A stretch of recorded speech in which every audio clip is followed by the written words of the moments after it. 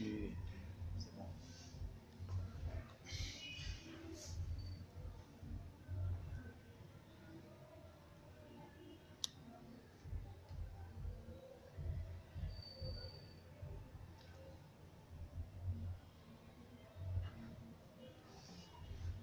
Bonsoir chers internautes.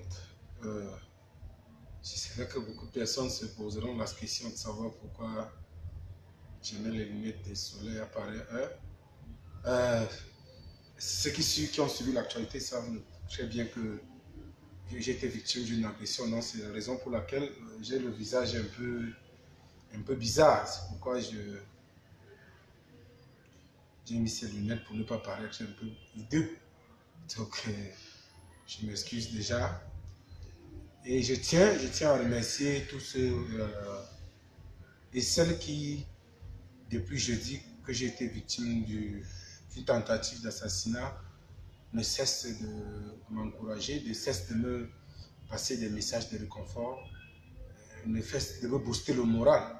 Cela démontre combien de fois je ne suis pas seul. Et je tiens aussi à dire à mes bourreaux que quand ce n'est pas encore enterré, c'est vivant. Donc, on reste debout malgré tout. On a l'esprit du fighting spirit. On est là ce soir avec l'ami, le frère Sébastien Ebala que vous connaissez très bien. Lui aussi, il a échappé récemment parce que le dernier live que lui et moi nous avons fait mardi dernier, il a connu la visite de certaines personnes à son domicile. Heureusement, il n'était pas là. Je suis avec lui aujourd'hui. Donc, nous avons décidé, parce qu'il est venu me rendre visite lorsqu'il a appris que j'ai été victime d'une agression, d'une tentative d'assassinat. Il a pris sur lui de venir m'encourager. Ce sera aussi, ça prouve combien de fois il est quelqu'un de vrai. Il est quelqu'un de vrai et je me sens vraiment réjoui de partager, de marcher avec quelqu'un dont j'ai la conviction qu'il peut être là lorsque nous sommes dans des moments difficiles. Alors, Sébastien Ebala, bonsoir. Bonsoir à vous, monsieur Paul Chouta. Bonsoir à tous nos frères internautes, ceux qui se trouvent à l'intérieur du pays comme du côté de la diaspora. Et bonsoir aux millions de Camerounais qui approuvent notre idéologie, notre manière de faire le combat que nous menons pour la libération totale du Cameroun de manière pacifique. Alors, libération totale du Cameroun de manière pacifique, effectivement, c'est ça, puisque nous ne sommes pas les adeptes ou les architectes de la guerre. Nous voulons le changement, mais dans la paix. Alors, Sébastien, au regard de l'actualité, vous avez, malgré mon état, vous m'avez fait une proposition sur, quand on aborde un sujet aujourd'hui qui porte sur les manifestations publiques. Tout à fait. Bon, j'ai dit, lorsqu'on est engagé et que Dieu nous donne un peu de force, malgré tout, j'ai décliné, j'ai accepté votre offre. Alors, notre débat aujourd'hui porte effectivement sur les manifestations publiques. Vous savez qu'au Cameroun, aujourd'hui, l'actualité la plus brûlante, c'est l'interpellation de certains responsables du MLC, certains militants qui ont eu aux dernières manifestations le 26 janvier, la marche blanche. Il faut dire que c'est une pratique qui est de monnaie courante. On se souvient encore lorsque c'est des partis, des personnes qui manifestent pour le parti au pouvoir ou bien pour faire des éloges au président de la République. Et les manifestations sont très autorisées, même parfois ils ne sont même pas déclarés, mais les gens marchent naturellement sans embâche. Alors Sébastien, avant de parler, d'entrer dans le vif du sujet, on est sur plusieurs militants du MLC ont été très surpris hier qu'on annonce que la marche d'aujourd'hui a été reportée. Et celle du 9, du mois de ces marches ont été reportées. Ça crée une sorte de capharnaüm, entre guillemets, une sorte de capharnaüm, ou bien de confusion pour les uns et les autres. Donc quand on parlait de... Du moins, selon vous, qu'est-ce qui peut justifier l'attitude du MLC? Est-ce que le MLC a décidé de baisser les bras? Non, non pas. La justification est tactique, parce que vous savez que le régime génocidaire, dans son plan machiavélique, avait déjà organisé une certaine bande de personnes hors la loi pour que ceux-là infiltrent à nouveau les manifestations, sachant très bien que le président de la République, M.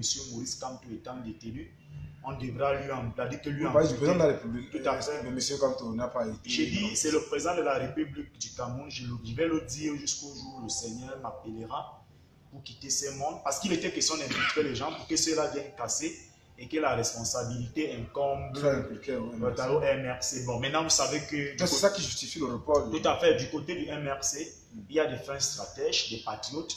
Ceux-là qui veulent fondamentalement, selon l'idéologie de son président, qui est non très pacifiste, que moi, aujourd'hui, je condamne parce que sa manière d'être trop pacifique, là, vraiment, ça risque trop nous déranger parce qu'il faudrait que, comme nous avons face à nous des vagues en guerre, des criminels, des génocidaires, des gens qui ne l'assinent sur aucun moyen, il faudrait que nous utilisions leurs armes parce que la posture pacifiste a tellement été, c'est-à-dire que visible aux yeux des Camerounais. Je pense aujourd'hui qu'on ne pourra pas jeter l'anathème sur le président de la République, M. Maurice Kamto, dire qu'il était un hors-la-loi. Mais je pense que tout autour de lui, il a une cohorte, c'est-à-dire que des stratèges, des gens qui réfléchissent mûrement, qui mettent leur intelligence au service de l'humanité, des penseurs, des hommes de science bien outillés, bien garnis sur le plan psychique.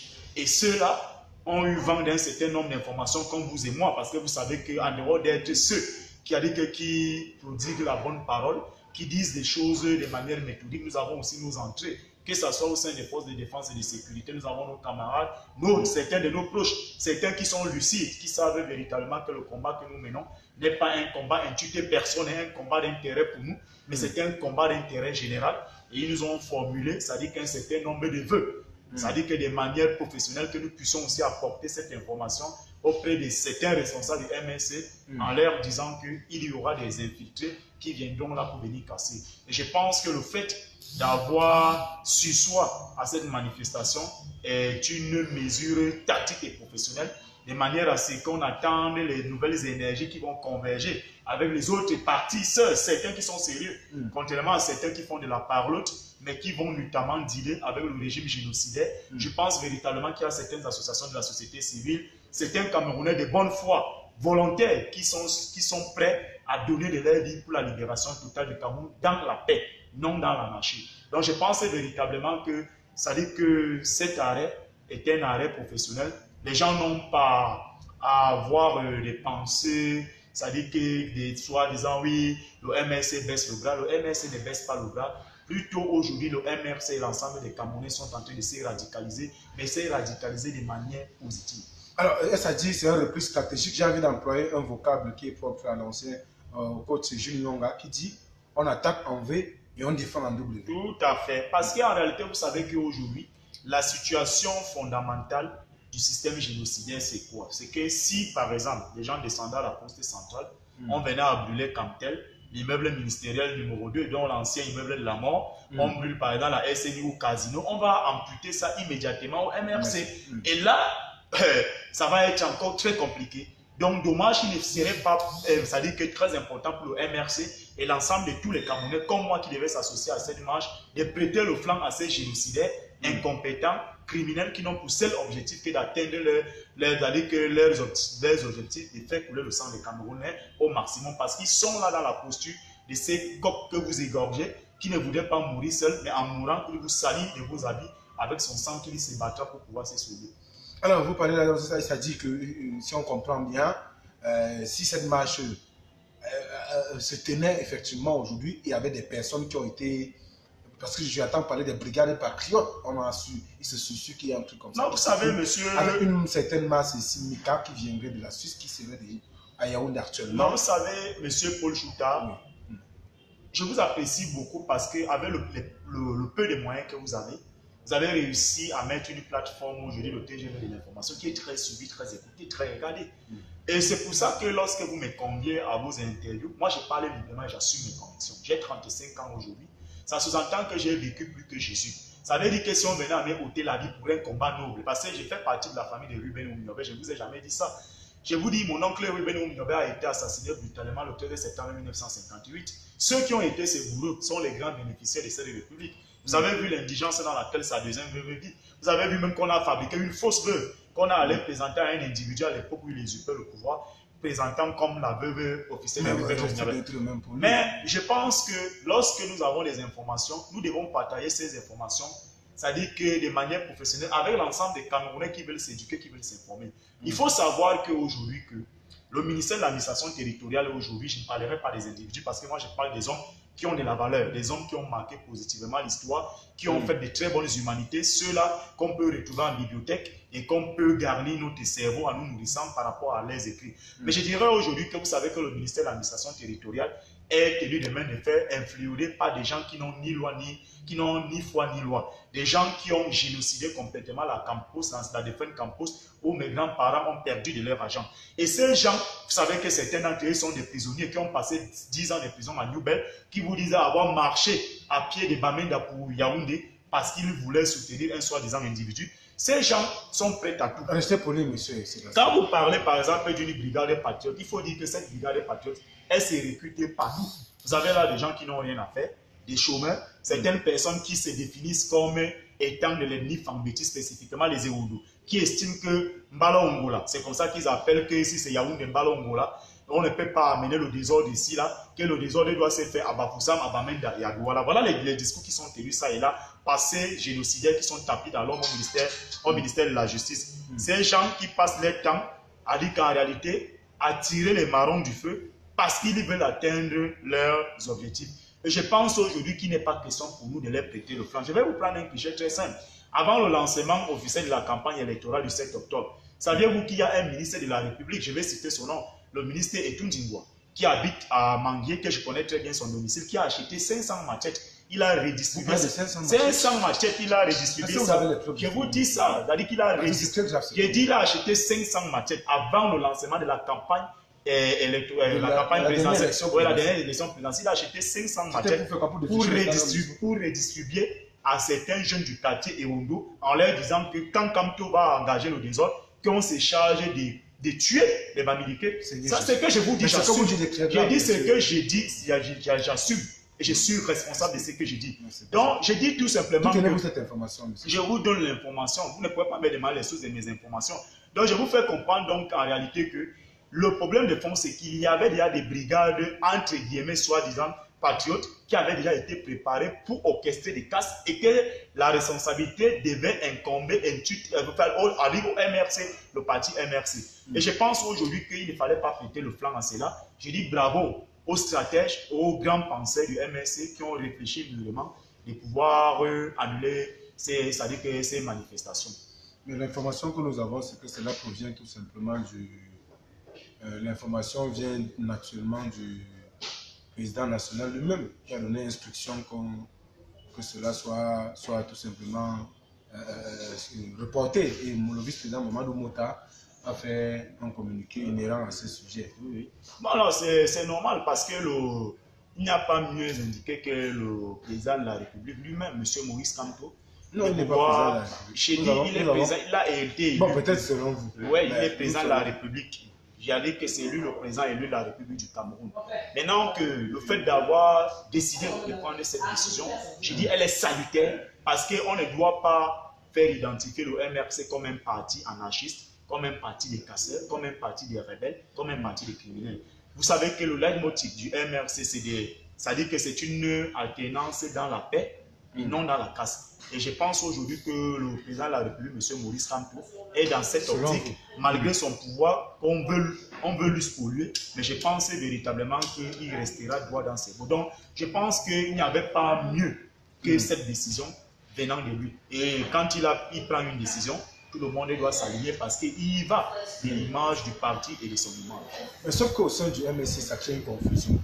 Ça crée une confusion parce que certains estiment que lui, il a décidé d'abandonner le combat parce que beaucoup de personnes, notamment hier dans les forats, les gens se plaignaient que mais qu'est-ce qui se passe? J'ai reçu des coups de fil. Moi-même, j'ai essayé d'appeler plusieurs responsables pour savoir pourquoi le bien fondé de cette décision. Alors, bon, tel que vous expliquez aujourd'hui, bon, attendons voir, vous dites que c'était pour éviter un certain... Alors, est-ce qu'il faut dire tout naturellement, parce qu'on se souvient, l'un des motifs, j'ai envie de dire, c'est les chefs d'accusations qui ont été impliqués, qui sont reprochés à M. Maurice Kamto, qui a été encore auditionné hier. On a attroupement, insurrection, rébellion en groupe, hostilité contre la patrie, trouble à l'ordre public, association de malfaiteurs, incitation à l'insurrection. Voilà autant de motifs qui sont portés à la fin. Mais nous savons tous que concernant cette marche, j'ai envie de lire les instructions qui ont été données parce que cette marche blanche a été organisée, j'ai envie qu'on se comprenne. D'après ce que nous avons appris dans certains médias, il s'avère que il y a eu on inculte au MRC les actes de vandalisme que moi personnellement aussi je condamne parce que même s'il faut procéder au changement, je pourrais faire un commentaire là-dessus. On doit éviter les casses parce que tout compte faire, nous allons tous partir, ça restera le bien des Camerounais. Bon, on inculque que cela à la responsabilité du MRC. Est-ce que ceux qui ont posé cet acte de vandalisme à l'ambassade de France sont militants du MRC? Est-ce qu'ils ont été identifiés? Même s'il arrivait qu'ils sont militants du MRC, est-ce que s'ils l'ont posé, l'ordre a été donné par M. Maurice Kamto de faire poser cet acte? Non, je vais d'abord revenir de manière scientifique en disant tout simplement que d'abord, premièrement, les réseaux sociaux, ne pensez pas que tous ceux qui viennent dans les réseaux sociaux sont des personnes objectives. Vous avez là les agents de services de renseignement qui, certains pseudos qui se disaient ministres, certains infiltrés, ce que vous appelez affectueusement des indices. Donc parfois, quand vous voyez les forats comme ça, là, des gens qui prêtent une certaine sensibilité à notre combat, ici, ça veut dire qu'ils se présentent comme ceux qui nous soutiennent, mais en réalité, ils savent à quel jeu ils sont en train de jouer. Je pense véritablement que j'ai député, je vous ai dit, que vu les informations que vous avez à votre position, que moi et l'ensemble des autres responsables de MRC, on devait infiltrer des personnes là qui devaient venir casser. Mais je pense que l'heure n'est pas à cette forme de stratégie-là. La stratégie, c'est quoi? C'est de manifester dans la paix, de présenter le mécontentement, l'oral, le bol, le général, afin que nous obtenions ce qu'on veut spolier au président de la République, M. Maurice Kamto, d'exercer fondamentalement son pouvoir légitimement, comme le peuple camerounais lui a accordé ses mandats. Maintenant, revenant sur les traces à l'ambassade de France, je pense que lundi dernier, lorsque j'ai fait le direct avec vous, je vous ai fait comprendre que la brigade anti-Sardina, c'est le code, c'est le conseil des Camerounais de la diaspora qui a été créé en 2007, qui a à sa tête des responsables comme, vous avez les Brice Mintieux, les Monsieur Zoubo, vous avez les gars comme... Vous avez par exemple le Monsieur Ibene, que je connais très bien à l'époque lorsque nous manifestions à la DEC, qui venait nous fouetter en tant qu'un ancien commissaire, ce sont eux qui se sont mutés en brigade anti-Sardina, c'est-à-dire ce sont des personnes qui sont hostiles, à dire que à l'ancien régime du génocidaire, parce qu'il ne parlerait pas au régime du génocidaire parce qu'il n'est plus président.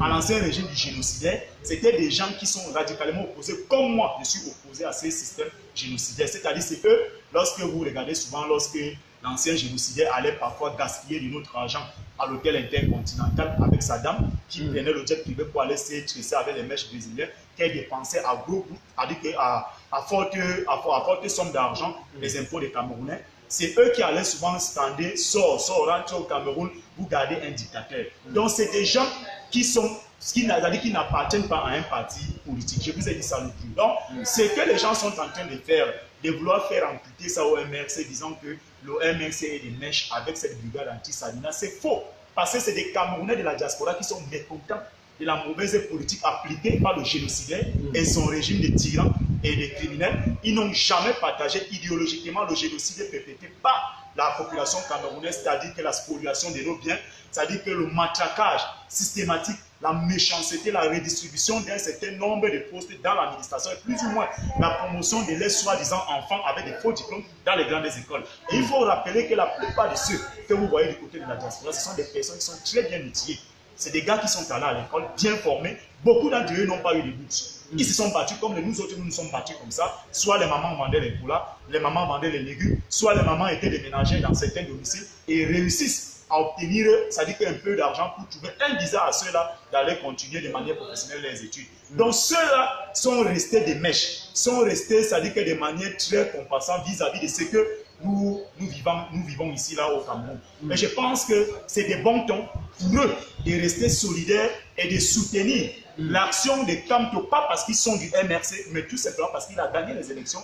Et pour eux qui veulent venir réinvestir dans ces pays, parce qu'ils disposent d'énormes moyens, ils veulent apporter de leur pierre à l'édifice, comme les homologues des pays d'Afrique de l'Ouest, d'Afrique du Nord et d'Afrique australe. Parce que là-bas, la diaspora de ces pays sont très dynamiques, ils contribuent à un pourcentage très élevé dans le tissu économique. Donc moi je pense véritablement qu'il ne faut pas s'élever Ces gars ont passé pourquoi?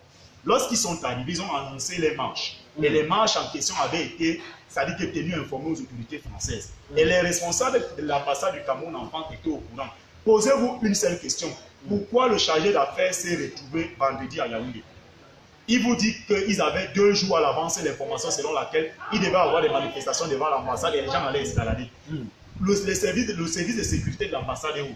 L'attaché militaire, les vigiles étaient où? Et qu'on ne vous dise pas aujourd'hui que c'est lui qui a ouvert le portail, parce que le portail est un portail métallique. C'est lui qui a ouvert le portail, est un gars petit qu'on appelle bel et bien M. Tchoumi. C'est lui qui avait la clé, il a ouvert. On vous dit aujourd'hui qu'on a cambriolé le bureau, on a trouvé 5 millions d'euros. Mais mon Dieu, quand on sait que M. Ketchangu, qui est, ça dit que le trésorier payeur de l'ambassade, son bureau n'a pas été cambriolé. Parce que s'il fallait aller chercher de l'argent, c'est dans le bureau de cet individu qu'on serait allé. Et comme vous dites aujourd'hui que lorsque vous avez regardé les vidéos, comment on peut aller dans le bureau de celui qui assure l'intérim aujourd'hui?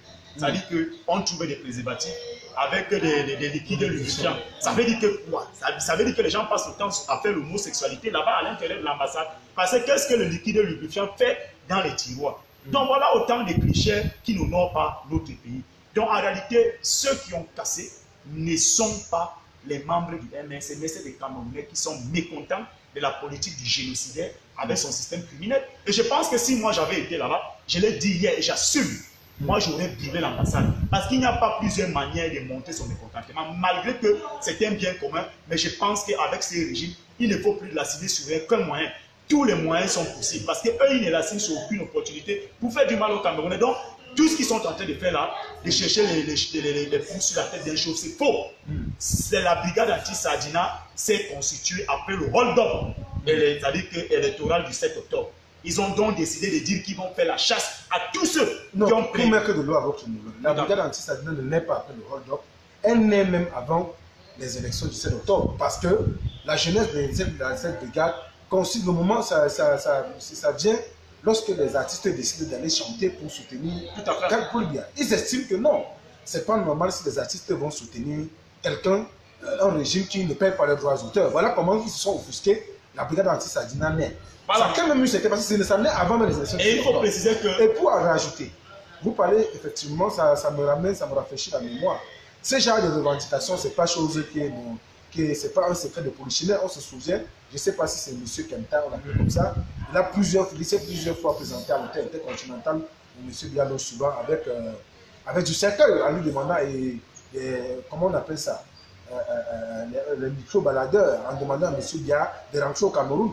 Bon, je crois que ces attitudes ont vu le jour même avant la naissance du MSC. C'est ce que je vous dis que le code est créé depuis 2007. Avant la naissance du MSC. Oui, c'est pas bien que la dénomination de ça, c'est le Conseil des Camerounais de la diaspora, si mes souvenirs sont bien. Alors, j'ai envie de lire avec vous ici. Non, je vais faire une précision, permettez. D'accord. Je vais faire une précision. Je dis, je soutiens la brigade anti-Sadina. Moi-même, je suis un anti-Sadina. Ça, c'est clair. Ça veut dire que j'assume. Maintenant, je dis et je répète que leur action, le radicalisme et le fait qu'ils soient allés cambrioler l'ambassade s'est passé quand ils ont eu vent de ce que Mme Michel Ndoké a été atteinte par la balle et M. Célestin Djamé. En ce moment, ils se sont sentis concernés parce que la manifestation était aussi pour montrer le mécontentement. Ah, vous voulez dire que c'est ce qui a poussé les gens à bout? Bien sûr, c'est ça qui a poussé les gens à bout. Vous avez vu que d'aussitôt, ils ont commencé à grimper. Mais ça ne veut pas dire qu'ils sont membres du MRC, mais ils sont solidaires au combat mené par le MRC. Mais j'avais envie de vous poser une question toujours en allant dans le même sens. Bon, attends, moi, si aujourd'hui, c'est pour vous relancer. Moi et voilà, par exemple, que vous interviewez qui parle, je ne suis pas militant du MRC.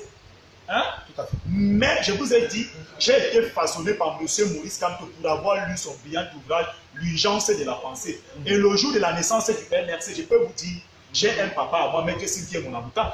Il m'a proposé de m'acheter la carte de 5 000 francs. Je lui ai dit, Maître, je n'ai pas besoin de militer physiquement au MRC. Je peux vous apporter un coup de pouce, même en étant en retraite. Donc ça veut dire qu'idéologiquement, je partage le combat du MRC. Je ne suis pas les militants. Non, mais même si je voulais effectivement vous dire, est-ce que même si un militant du RDPC, on a vu par exemple une sénatrice RDPC adjointe qui fait un appel au tribalisme.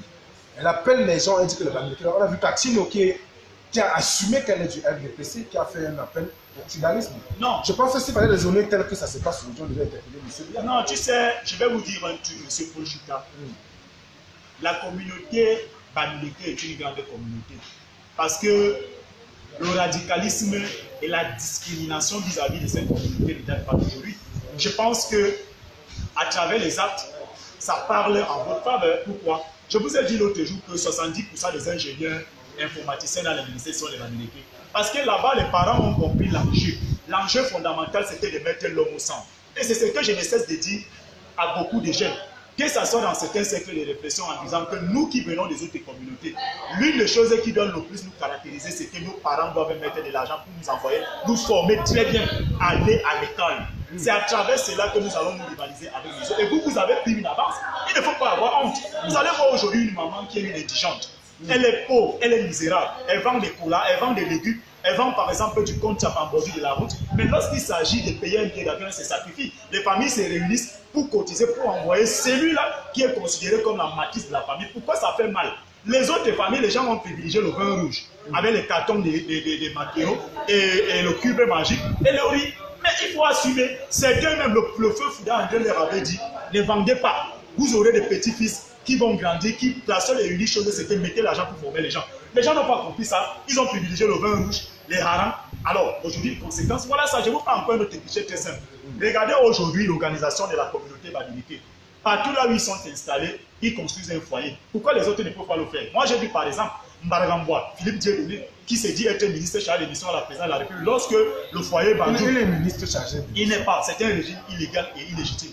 Lorsque les Bandounais se sont réunis l'année surpassée pour remettre les bourses à tous les ressortissants, les enfants Bandounais qui ont eu la mention au baccalauréat, qui sont distingués par rapport à un certain nombre de leurs travaux sur le plan scientifique. Vous savez qui était le représentant du gouvernement là-bas qui remettait ces prix? C'était Philippe Dieudonné Mbaragambois. Pourquoi il ne peut pas le faire pour les jeunes du Foundi? N'y a-t-il pas des jeunes du Foundi qui sont majors au bac? N'y a-t-il pas des jeunes du Foundi qui sont majors à Polytechnique? Mais dommage pour eux, ce n'est pas les dada. Les dada, c'est quoi? C'est d'avilir, assujettir les gens, attendre, proposer les gens, soit on va vous recruter dans tel ministère, dans telle société, et la seule et unique chose qui vous reste à faire, c'est de morder les oreillers, soit planter le chou. Ce n'est pas avec ça qu'on peut développer, qu'on peut confronter les communautés sur le plan, c'est-à-dire que de la performance académique. C'est là où les Bamileke ont eu le dessus sur les autres, et les gens voient en eux aujourd'hui une menace. Votre raisonnement, effectivement, rejoint avec ce que Feu Ateba Aigné disait dans son livre, le paradoxe du pays organisé. Bien sûr. Effectivement, c'est ce décor qui planquait, où il se plaignait que les élites du Sud ont tout pu bénéficier du régime, mais ils n'ont rien fait pour elle. Non, mais monsieur Potuta, moi je vous parle un cas très simple. Moi, en cycle doctoral, en cycle de recherche, j'ai des camarades de Bamileke. C'est grâce à eux que j'ai bonifié un certain nombre de choses sur moi. Ils se lèvent à 4 heures, ils étudient. 5 heures, ils étudient. 6 heures, ils étudient. Ils sont assidus au travail. Mais j'ai dit que si eux, ils réussissent à faire ça, pourquoi nous ne pouvons pas faire ça? Pourquoi nous ne pouvons pas faire ça? Est-ce qu'ils ont-ils la magie? Pratiquent-ils plus que qui? Mais parce que les gens veulent travailler. Les gens travaillent. Mais les autres communautés, les gens restent là dans les postures mondaines. Ils se disent que Dieu descendra du ciel, le monde viendra du ciel. Non, travaillons. C'est-à-dire que le radicalisme, la méchanceté, le discours haineux, le discours de tribalisme, c'est-à-dire qu'incendiaire d'un certain type de personnes rétrogrades aujourd'hui au Cameroun, est du seul fait que quelqu'un se lève le matin pour avoir fait des batailles qu'il est incapable d'assumer, c'est-à-dire que leur éducation, ils pensaient que le danger c'est le Bamileke, le danger c'est l'anglophone, le danger c'est le Bassa. Non, c'est pas ça.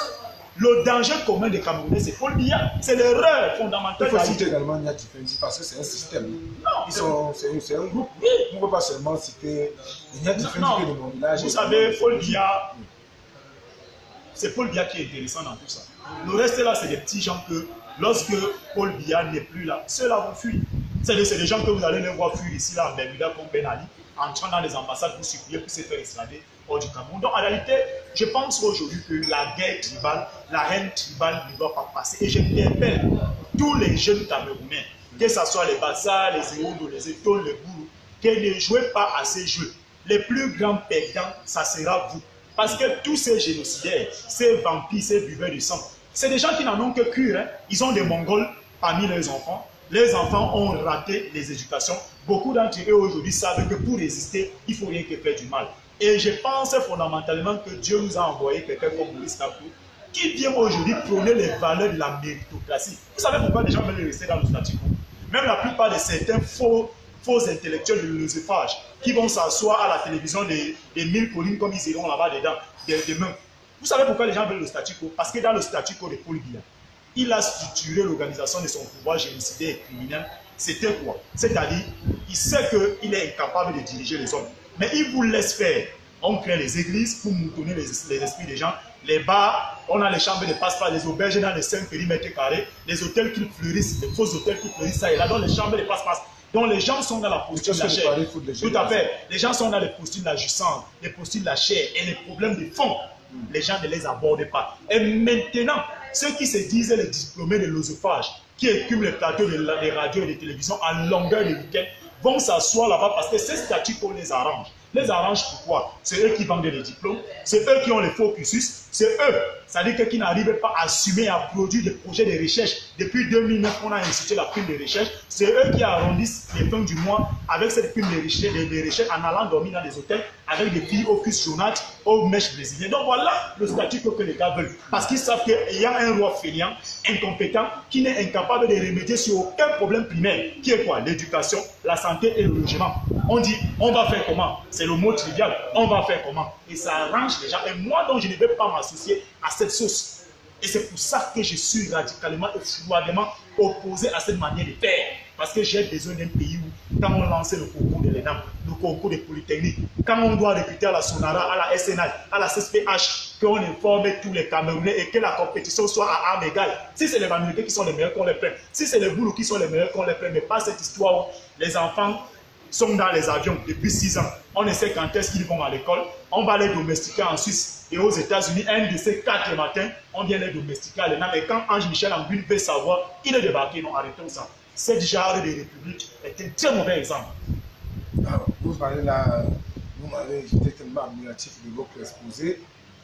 Mais même si il faut dire que vous êtes un peu très dur dans le temps, je vous prie un peu de.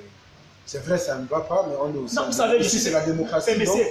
Il faut aussi avoir un peu de tolérance. Je vous interdis de me dire ça parce que je suis un chrétien. Et vous savez, le cardinal Toumi dans son brillant ouvrage, permettez, Monseigneur, le cardinal Christian Toumi a un brillant ouvrage qu'il a commis en 2011, afin un Cameroun à remettre en œuvre. Il a dit, l'action fondamentale d'un chrétien, c'est que lorsque vous êtes plein dans votre cœur, pour que vous soyez libéré, dites la vérité. Je ne suis pas de ces Camerounais hypocrites, parce que peut-être il cherche 1000 francs, 2500 francs, ou parce qu'il va être dit qu'il sera infiltré dans une société d'État, il gagne frauduleusement le salaire avec un faux matricule comme les François Bicoro, et vous venez tromper les Camerounais. Moi, je suis un homme vrai. Donc, je suis ce genre de chrétien qui dit la vérité pour être libéré. Si ça peut me valoir, c'est que ça peut me valoir, j'assume les conséquences. Alors, disons que parlons effectivement de la marche. Cela nous donne un souvenir. Actuellement, nous avons comme information que Longuet aurait été interpellé par les éléments du BI. Parce que nous n'avons pas encore confirmation de l'information. Il y a également je voulais dire, le leader, le président du mouvement AGI, Pende Koka, qui est très souffrant au secrétariat d'État à la Défense burundais. Il a d'ailleurs, son directeur son porte-parole a d'ailleurs produit un communiqué, malgré la détention de son leader, pour interpeller les uns aux autres, de rester soudés et de soutenir la révolution. Je vais d'ailleurs lire ce communiqué ici, in extenso. Communiqué d'agir pour avoir de nouveau manifesté comme aux élections présidentielles d'octobre 2018, sa solidarité et son soutien pour M. Maurice Kamto, en prenant part à la marche pacifique du 26 janvier 2019. Aux côtés de ce dernier, le président du mouvement AGI est détenu depuis lors au secrétariat d'État à la Défense à Yaoundé. Le président Christian Pende Koka, leader et fondateur du mouvement AGI, rassure tous les membres et soutient d'AGI qu'ils se portent bien et restent profondément attachés aux valeurs et convictions qui ont rapproché AGI et le MS. C'est pourquoi il exhorte les responsables du mouvement à poursuivre les activités prévues dans le cadre du plan d'action élaboré en dépit des circonstances. Ce plan d'action consiste notamment à sensibiliser, former, accompagner et appuyer les Camerounais de tous bords à prendre le destin en main, en passant par une émancipation aussi bien socio-économique, citoyenne qu'écologique. Vous savez, Wana Emmanuel, vous savez, en ce qui concerne Longuet avait un très bon destin. Il était prédestiné à être ces musiciens révolutionnaires, ces musiciens engagés au même titre que Alpha Blondy, Valsero, avec Lucky Dubé, Valsero. Mais dommage pour Longuet, Il a fait un revirement à 380 degrés lorsqu'il est allé en prison en France. Il a commencé à chanter les louanges de Madame Biya, des enfants de Monsieur Biya. Et à un moment donné, il est sorti du cœur de Cameroun. Vous vous souvenez avec la constitution constipée, quand il avait dit essayez, vous verrez si nous ne sommes pas allés Togolais. Et vous voyez qu'à un moment donné, il a constaté que ça a joué à sa faveur. Et maintenant, constatant véritablement qu'il n'avait plus de coach, il était question pour lui de faire une introspection. C'est pour ça que je vais dire à beaucoup de Camerounais que le double jeu ne paye pas. La volte-face ne jouera jamais en votre faveur. Je pense qu'il a fait une introspection personnelle. Bon, vous savez que les anges peuvent vous parler et si vous décidez de vous ressaisir, vous emprunterez le très bon chemin. Donc, j'ai dit, je compatis à son arrestation. Dommage, nous sommes au courant. Il a été enlevé par des hommes du BI à une destination inconnue. J'espère tout simplement qu'il ne sera pas sacrifié à l'Holocauste, comme Monseigneur Jean-Marie Benoît Bala. En ce qui concerne le président de la République, M. Maurice Kamto, vous savez que depuis hier, il a entamé une grève de la faim. Et vous savez que là où il est là, il a un âge très avancé. S'il passe 3 jours, il ne mange pas, il ne boit pas de l'eau, quelque chose de grave peut se produire. Et j'espère que c'est ce que les usurpateurs du pouvoir, les génocidaires souhaitent, et ils assumeront les conséquences lorsque la révolte émettra. Maintenant, en revenant sur M. Pendaïkoka, M. Pendaïkoka est un grand homme. Tout le monde connaît sa valeur ajoutée. C'est-à-dire que si je me mets à présenter M. Pendaïkoka ici, là, je risque de prendre toute l'émission. Mais je pense que son mouvement agit s'est fédéré autour du président de la République, M. Maurice Kamto, parce qu'il a vu l'idéologie, les convictions et le projet de société présenté par ces derniers. Ça n'a laissé personne indifférent. Parce qu'il faut le rappeler, M. Pendaïkoka n'est pas un intellectuel de l'usurpage. Ce n'est pas un tricheur, ce n'est pas quelqu'un qui a usurpé ses diplômes, c'est quelqu'un qui est allé servir le système génocidaire par conviction parce qu'il avait de l'amour pour son pays. Mais vous avez vu de facto, lorsqu'il a constaté véritablement que ces propositions, à chaque fois qu'il faisait des propositions, ces propositions n'étaient pas prises en compte, il a décidé de démissionner. C'est ça les grands hommes. Et il faut savoir qu'avec le satrape tyran génocidaire, les turiféraires et certains, entre autres, des soi-disant, ces créatures ne digèrent pas souvent le fait que vous démissionnez. Ça lui a valu des colibères, des tirs groupés, des insultes de certaines personnes, comme Abaté, que je ne connais même pas son niveau. Cet homme qui s'est présenté comme celui qui aurait étudié à la London Business of School, du côté de Londres, mais lorsque nous sommes allés fouiller là-bas, il n'y a même pas une trace de cet inculte qui s'est présenté de temps à autre comme un économiste pour avoir travaillé à elle, a eu à faire un jugement de valeur sur M. Pendaïkoka. Ce jour-là, je suis tombé de lui. Mais dommage, nous sommes dans une république du tout Bénin, là où tout le monde parle à la place de tout le monde. Mais j'espère tout simplement que lorsque Kamto prendra son pouvoir, nous allons rétablir l'ordre. Donc je pense que M. Pendaïkoka a le moral haut, M. Albin Zunga a le moral haut, le professeur Alain Foguete a le. Donc c'est un combat d'ensemble. C'est comme quand moi j'étais détenu illégalement.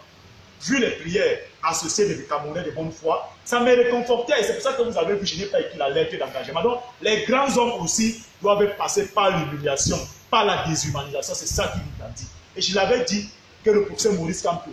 On a le cas de Laurent Gbagbo. Tout à fait. Le président de la République, M. Maurice Kamto, doit s'identifier au président Laurent Gbagbo. Abdoulaye Wade. Le président Laurent Gbagbo, depuis l'âge de 12 ans, était déjà révolutionnaire.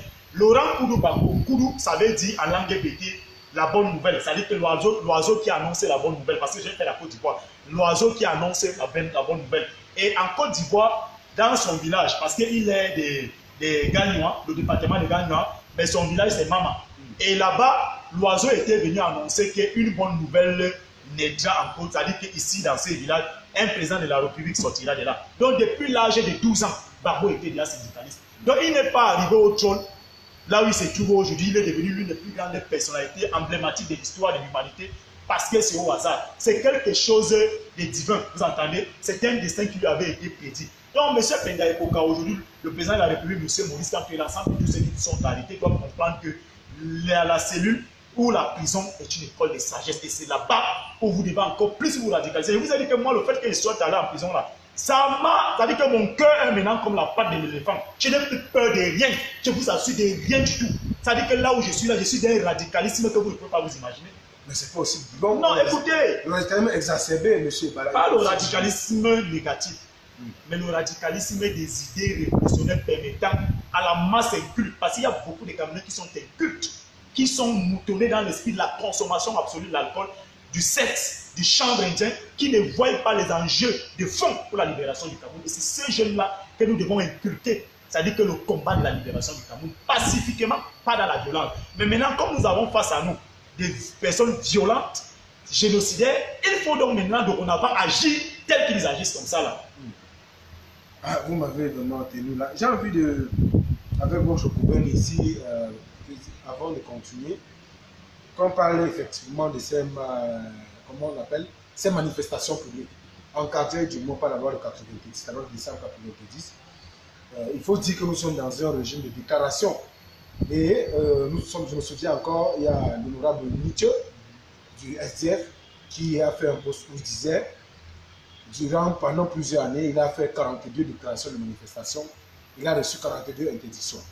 Mais bizarrement, on constate que les marches du RDPC, parfois, je sais de quoi je parle, parfois ne sont pas déclarées, mais on n'empêche pas à ces militants ou sympathisants de ce parti, qui sont parfois soudoyés, parce que je me souviens encore lors de l'étude, il y a des jeunes des Moutassmen qui se plaignaient qu'on leur a promis de l'argent, on ne leur a pas donné. Il y a des enseignants, des élèves qui se plaignent qu'on leur a promis de l'argent, on ne leur a pas donné, ils sont bloqués, ils ont donné l'argent du transport, ils n'en ont pas. Je me souviens encore quand j'étais à l'université de Yaoundé.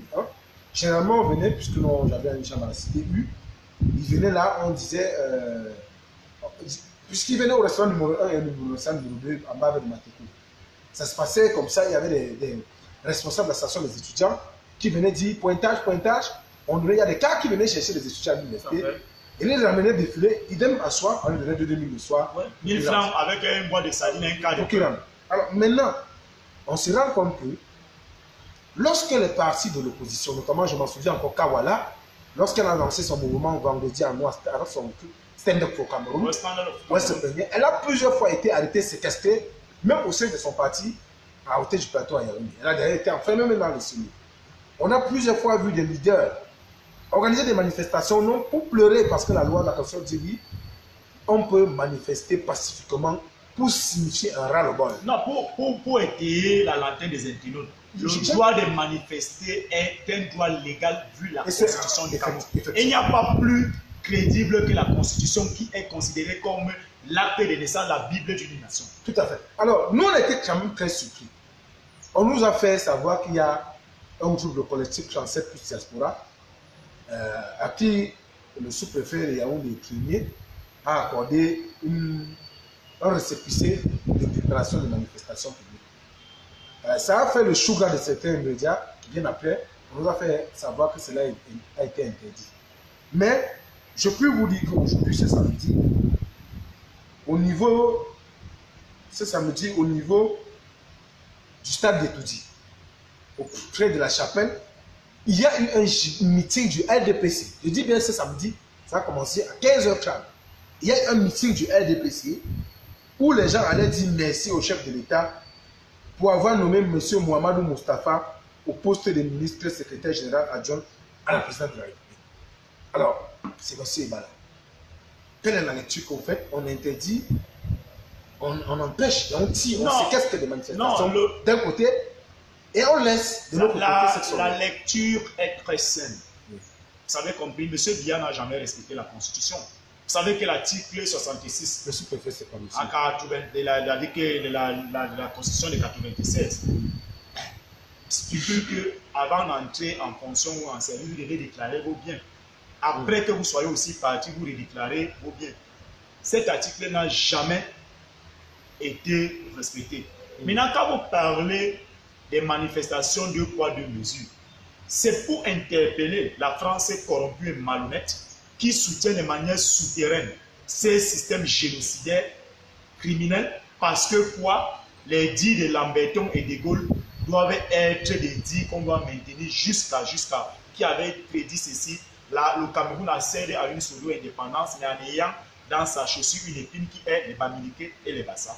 Pourquoi la France ne se prononce pas ouvertement sur la situation depuis le hold-up électoral du 7 octobre dernier et l'incarcération du président de la République, M. Maurice Kamto? C'est tout simplement parce qu'ils n'ont pas intérêt. Avec le génocidaire, ils ont intérêt. Pourquoi? Vous savez que c'est le groupe Achat qui finance la fondation Chantal Biya, ils sont partenaires. Vous savez que Orange fait un chiffre d'affaires extraordinaire de 500 milliards chaque année. Malgré que le réseau est d'une sauvagerie, d'une barbarie incommensurable, ils ne seront jamais attaqués en justice. Vous savez que les brasseries du Cameroun, c'est donc on dira que l'État est actionnaire majoritaire, mais vous savez que c'est le groupe Castel qui tire les dividendes. vous avez une multitude, vous avez Simon comme avec le groupe Lafarge.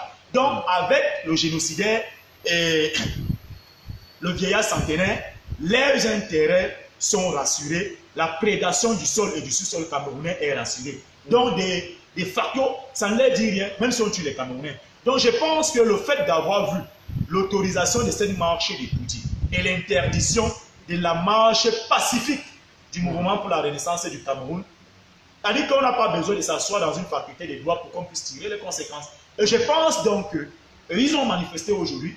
Nous ne savons pas si ils ont reçu l'autorisation, mais comme ils estiment que c'est leur pouvoir, que c'est eux qui sont aux affaires, avec c'est-à-dire que les escadrons de la mort qui ont failli vous ôter la vie, qui ont aussi failli me ôter la vie mardi dernier, je pense véritablement que nous prenons l'opinion nationale et internationale à témoin que le 9 février, lorsque les autres partis amis, les autres membres de la société civile sérieux vont s'associer au mouvement, c'est-à-dire que de la libération totale en termes de manifestations pacifiques, qu'on ne va pas nous opposer une fin de non-recevoir, qu'on ne va plus à nouveau envoyer tonton Macoute, qu'on ne viendra pas avec les gaz lacrymogènes comme Jean-Claude Tila, ses préfets retraités depuis 6 ans, qu'on ne fait que pour Roger, qui s'est dit être compétent, pourtant c'était un incompétent qui est venu après que les manifestations se soient assis à même le sol, en face de l'immeuble de l'émergence qui est devenu, au fait de l'ancien immeuble de la mort qui est devenu l'immeuble de l'émergence.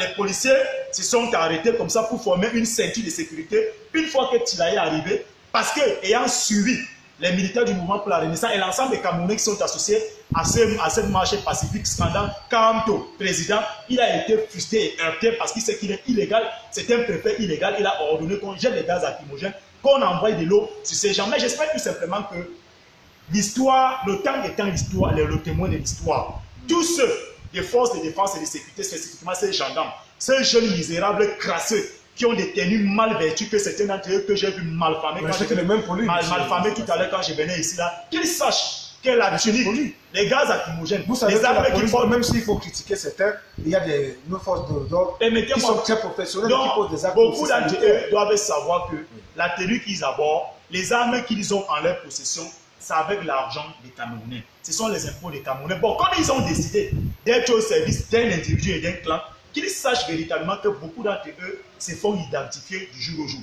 Et que le moment venu, ils vont devoir conformément subir les affres de la même loi qu'eux ils prétendent vouloir administrer aux innocents. Donc l'interdiction de ces marches, ce n'est que, la perception de cette forme de dictature, c'est-à-dire que sauvage, brutale, agressive et inhumaine.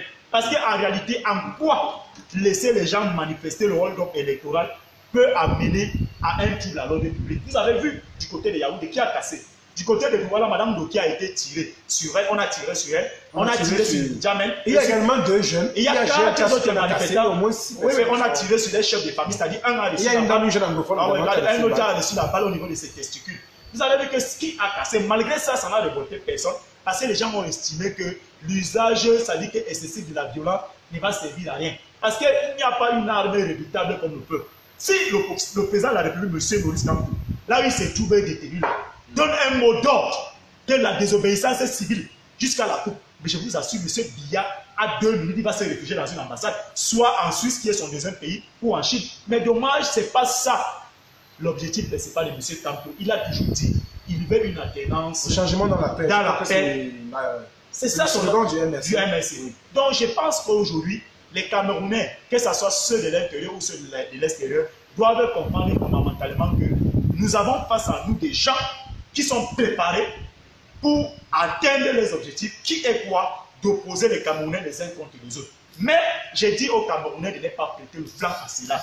Notre objectif principal, c'est de permettre à M.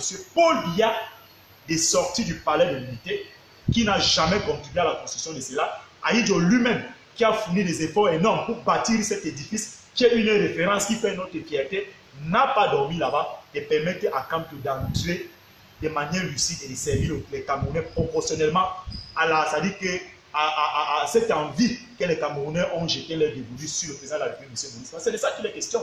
Donc que les gens intègrent dans leur tête, et je leur ai dit aujourd'hui, qu'ils vont instiguer la guerre tribale, le génocide d'un certain nombre de peuples, mais lorsque cet incendie prendra, personne de là ne sortira du Cameroun. C'est là où ils vont donc voir qu'au sein des mêmes forces de défense et de sécurité, là, il y en a beaucoup d'entre eux qui sont des républicains et qui vont former, c'est-à-dire que fermer toutes les voies de sortie, que ce soit les voies aériennes, les voies ferrées, les voies terrestres. Personne ne sortira, nous serons tous calcinés dans ces feux.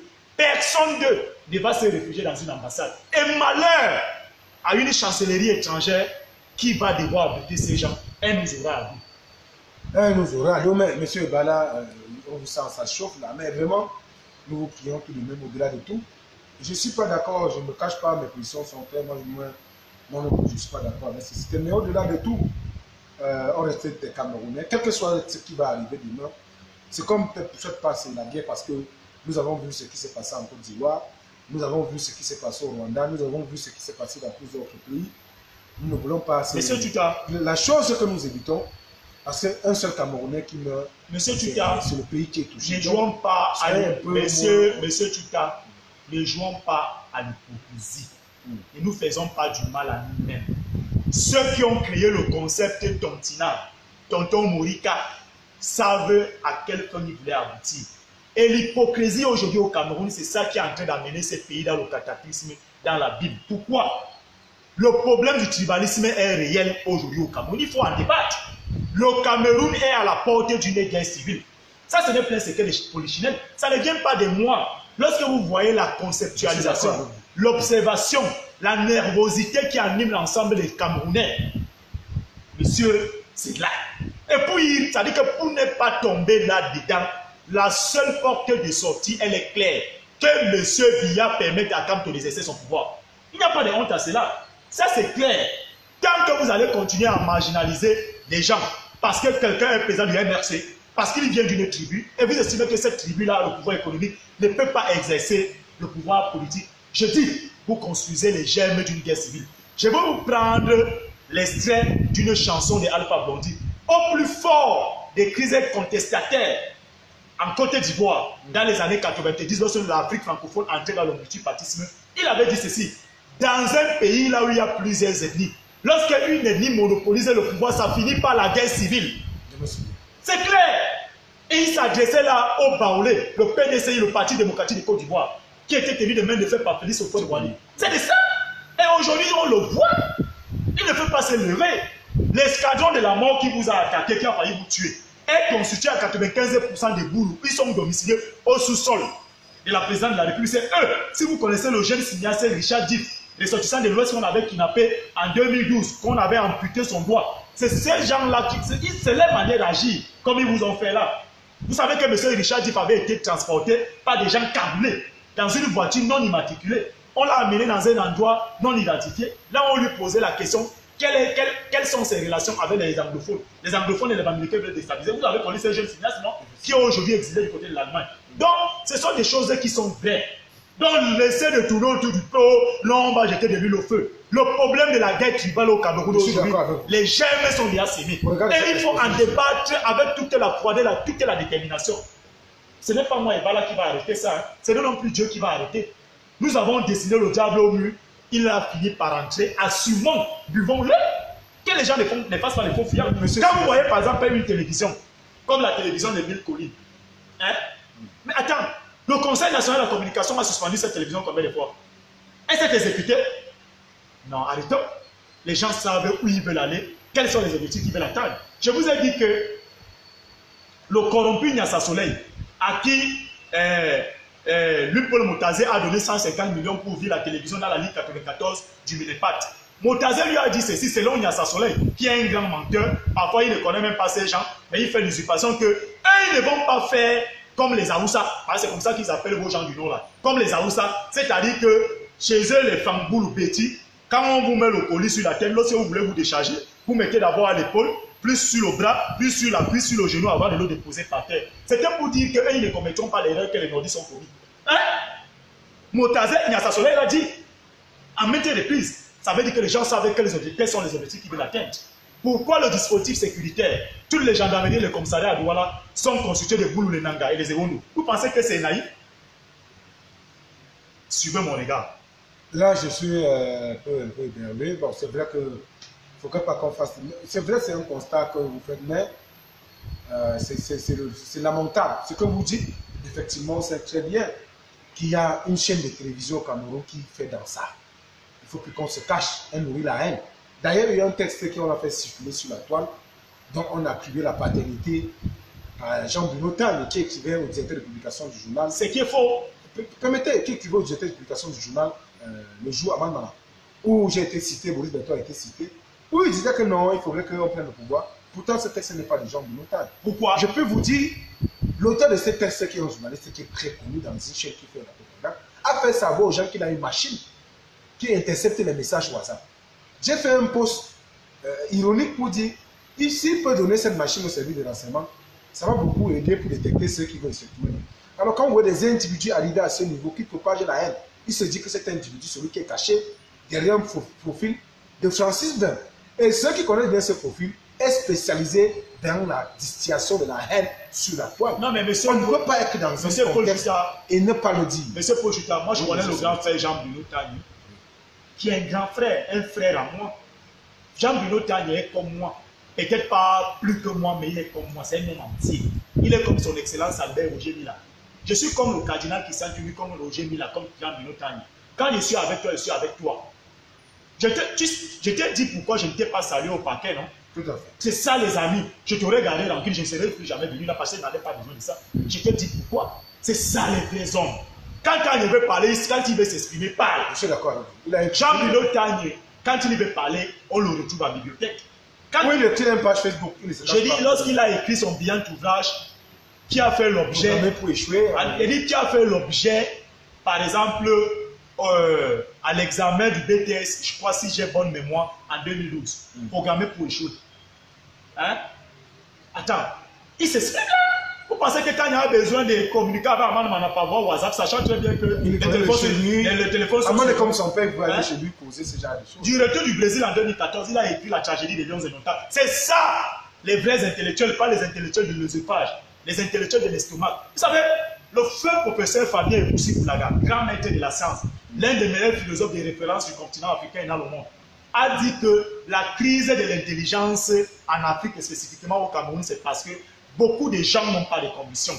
On a des intellectuels qui ne se définissent que par rapport à l'estomac. C'est pour ça que les hommes comme Tanguy, comme moi, comme vous, comme Kamto, comme Penda et Koka, comme Fogue, qui ne pensaient pas comme ceux qui ont, c'est-à-dire que des instincts sur le plan des, c'est-à-dire que du manger, boire, vous devenez un ennemi.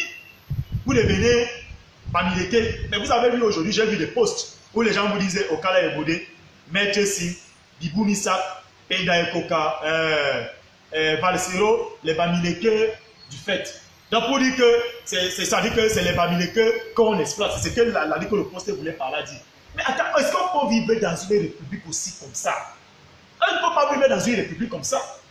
Donc Jean-Bruno Tagne, quand il veut s'exprimer, il parle, il dit ce qu'il pense. C'est ça un grand homme. Il n'a pas besoin de faire ça. Et tout le monde sait que ça a été fabriqué de tout. Et tout le monde sait que Jean-Bruno, lorsqu'il est arrivé à Canal 2, moi je vous dis ça, il a restructuré cette chaîne.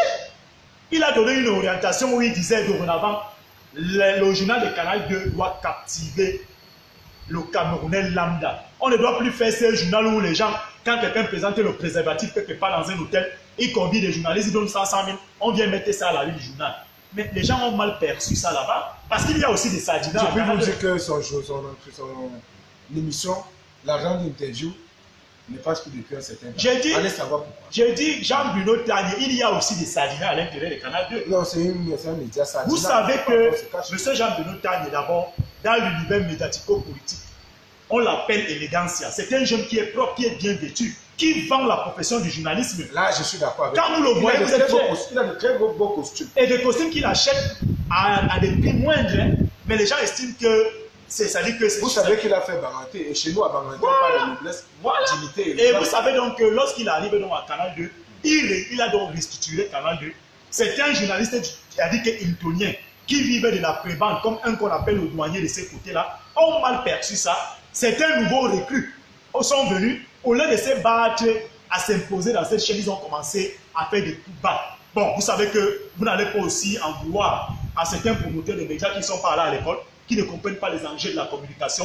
Bon, vous savez qu'au Cameroun, l'une des caractéristiques de certains patrons négriers, certains patrons esclavagistes, c'est qu'ils aiment beaucoup écouter ceux qui font le racontage. Et Jean-Bruno Tagne en est victime de cela. Vous avez vu qu'il a été déchargé de son poste de directeur général adjoint. Tout simplement parce que c'était les affaires du Congo. Ça parce que les gens estimaient que dorénavant, il faut maintenant qu'on doit rentabiliser la chaîne. Quand on va faire un reportage, on doit venir reverser l'argent dans les caisses. Il a estimé que ce n'est pas du journalisme.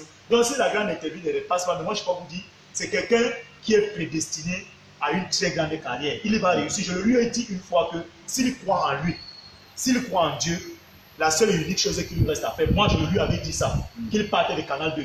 Ce n'est pas de son esprit, c'est un monde vraiment où il est très différent des autres. Bon, chacun sait pourquoi il s'appelle sur un certain nombre de gens, mais moi, je lui avais dit, grand frère, avec tout ce que tu as vécu, avec la non-production de ton entretien, avec le type du cadre, là, comment il s'appelle, Bernard Zonga, lui-même qui n'est pas sérieux, parce que bien après, il avait été invité à la reine la semaine qui suivait, par mesure de solidarité, il ne serait pas allé à cette interview, il y allait passer, c'est des gens qui mendient la tribune. J'avais dit à Jean Bruno Tanguy, ne travaille plus dans cette chaîne. Mais vous savez qu'on cherche Jean Bruno Tanguy, mais les gens ne réussiront pas à lui coller l'étiquette qui n'est pas. Je peux vous dire également, je le disais encore, que même Jean Bruno est en danger, on lui en veut pour ses positions.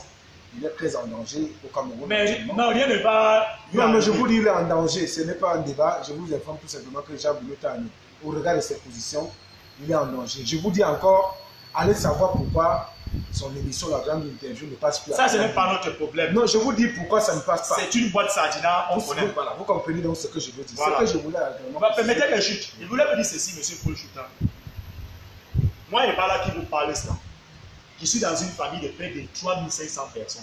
Notre famille, la fécondité était de taille de ses côtés.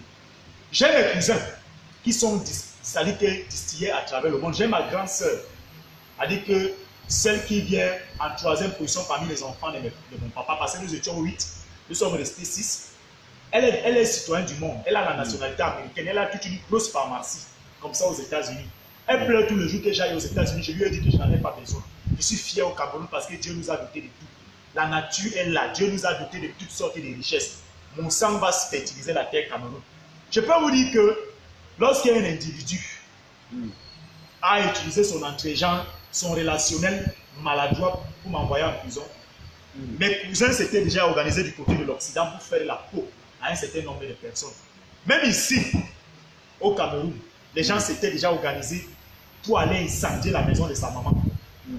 C'est bien, tout est revenu dans l'ordre, mais je peux vous dire que le jour où, de près ou de loin, les gens vont s'associer pour m'ôter la vie.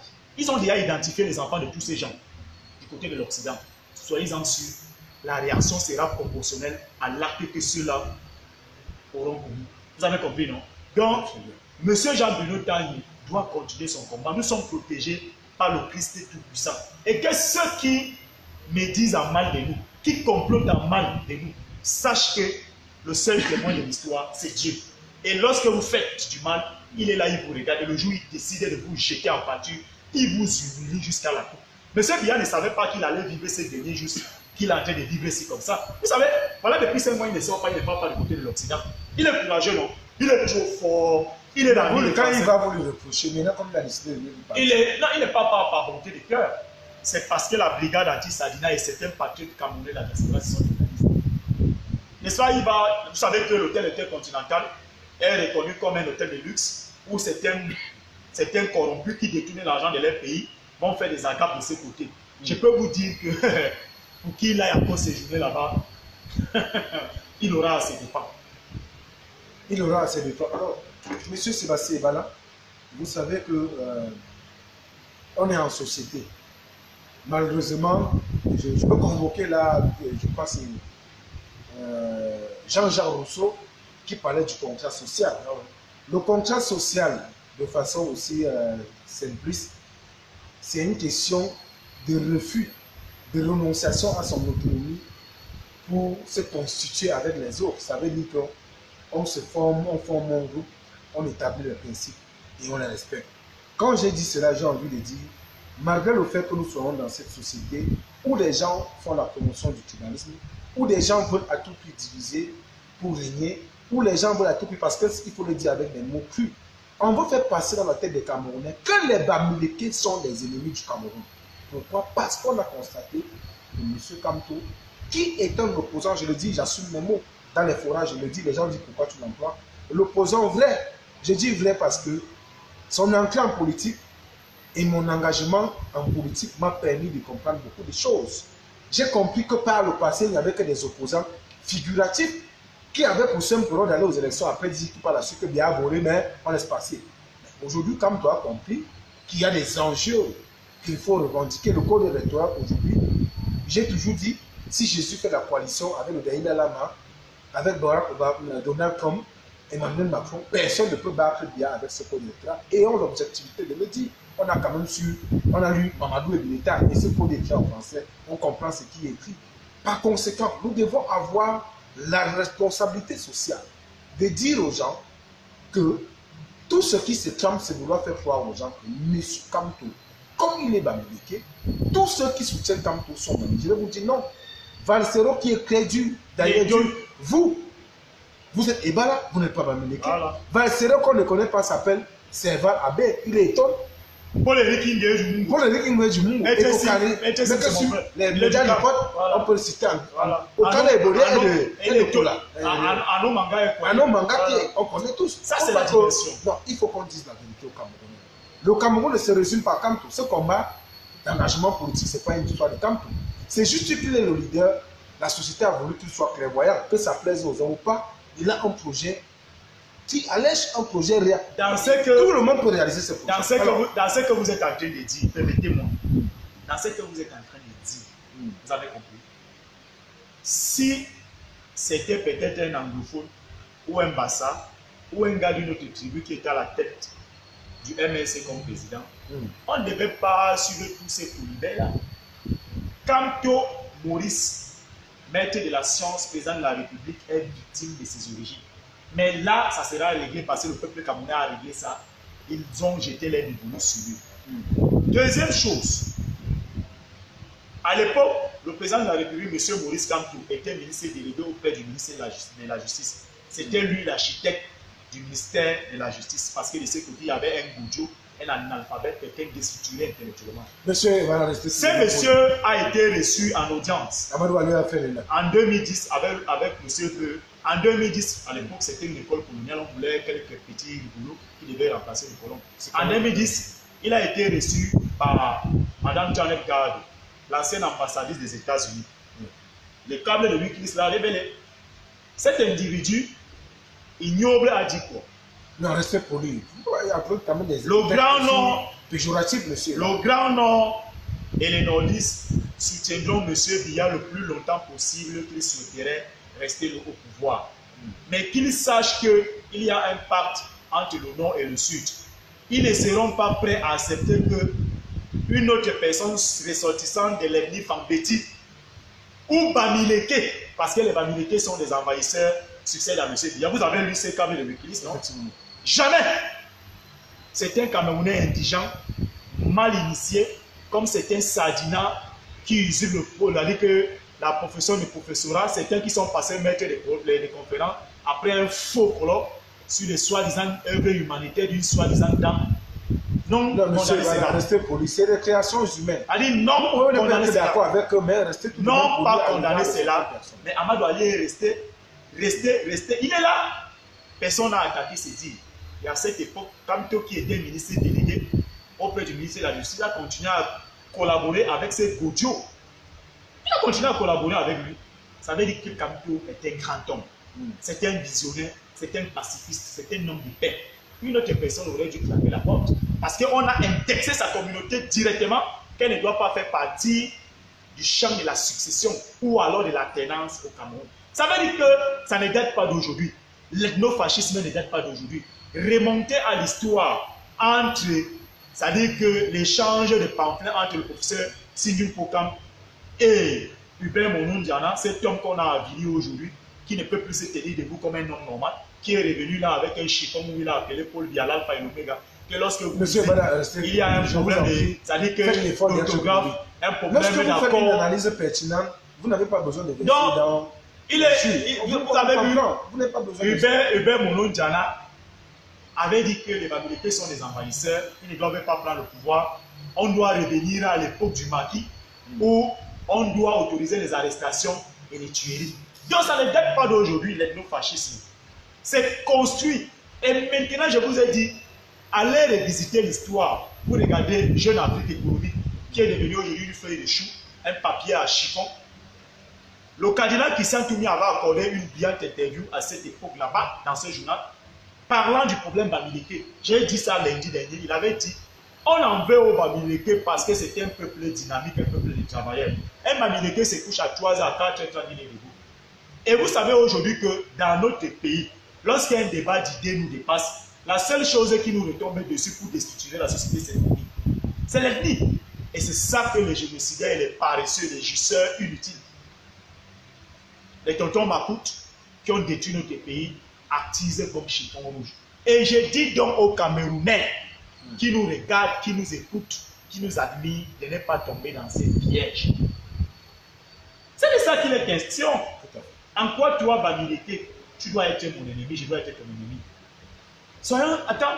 Je suis un citoyen du monde, bien que j'assume ma bamilekisation, mais je m'identifie en toutes les tribus. Je m'identifie en tout le monde parce que j'estime que nous sommes les frères et sœurs. Donc je pense que ceux qui attisent cela n'ont pas d'argument. C'est fallacieux ça. C'est destructeur. Et il faut combattre cela. Puis c'est comme on ne peut pas compter devenir président de la République du Cameroun comme il est devenu là seulement en attendant l'électorat Bamileke. C'est impossible. Il attend l'électorat de tous les Camerounais comme ça a été le cas. Bizarrement, mais monsieur Bala, bizarrement, si on s'en tient aux chiffres de l'ECAM, le dernier chiffre du résultat de l'élection présidentielle, Akamto a perdu chez lui dans son natal. Quand on dit les Bamileke concrètent aujourd'hui dans son propre village, les Bamileke concrètent aujourd'hui le tribalisme, et qu'on dit que les Bamileke soutiennent, parce qu'on dit le MLC est un parti de tribalisme. Si on va dans cette logique, dans cette logique, ça veut dire que le MLC est soutenu uniquement par les gens de sa tribu de Bamileke. Comment ce parti qui est soutenu par les Bamileke, le leader Bamileke, à qui on veut coller l'étiquette de tribaliste, ne gagne pas dans sa région. Or, le parti qu'on veut nous faire savoir que c'est l'unité nationale, que c'est le parti qui représente toutes les sphères géographiques, gagne dans sa propre tribu, dans sa propre région, avec plus de 90%.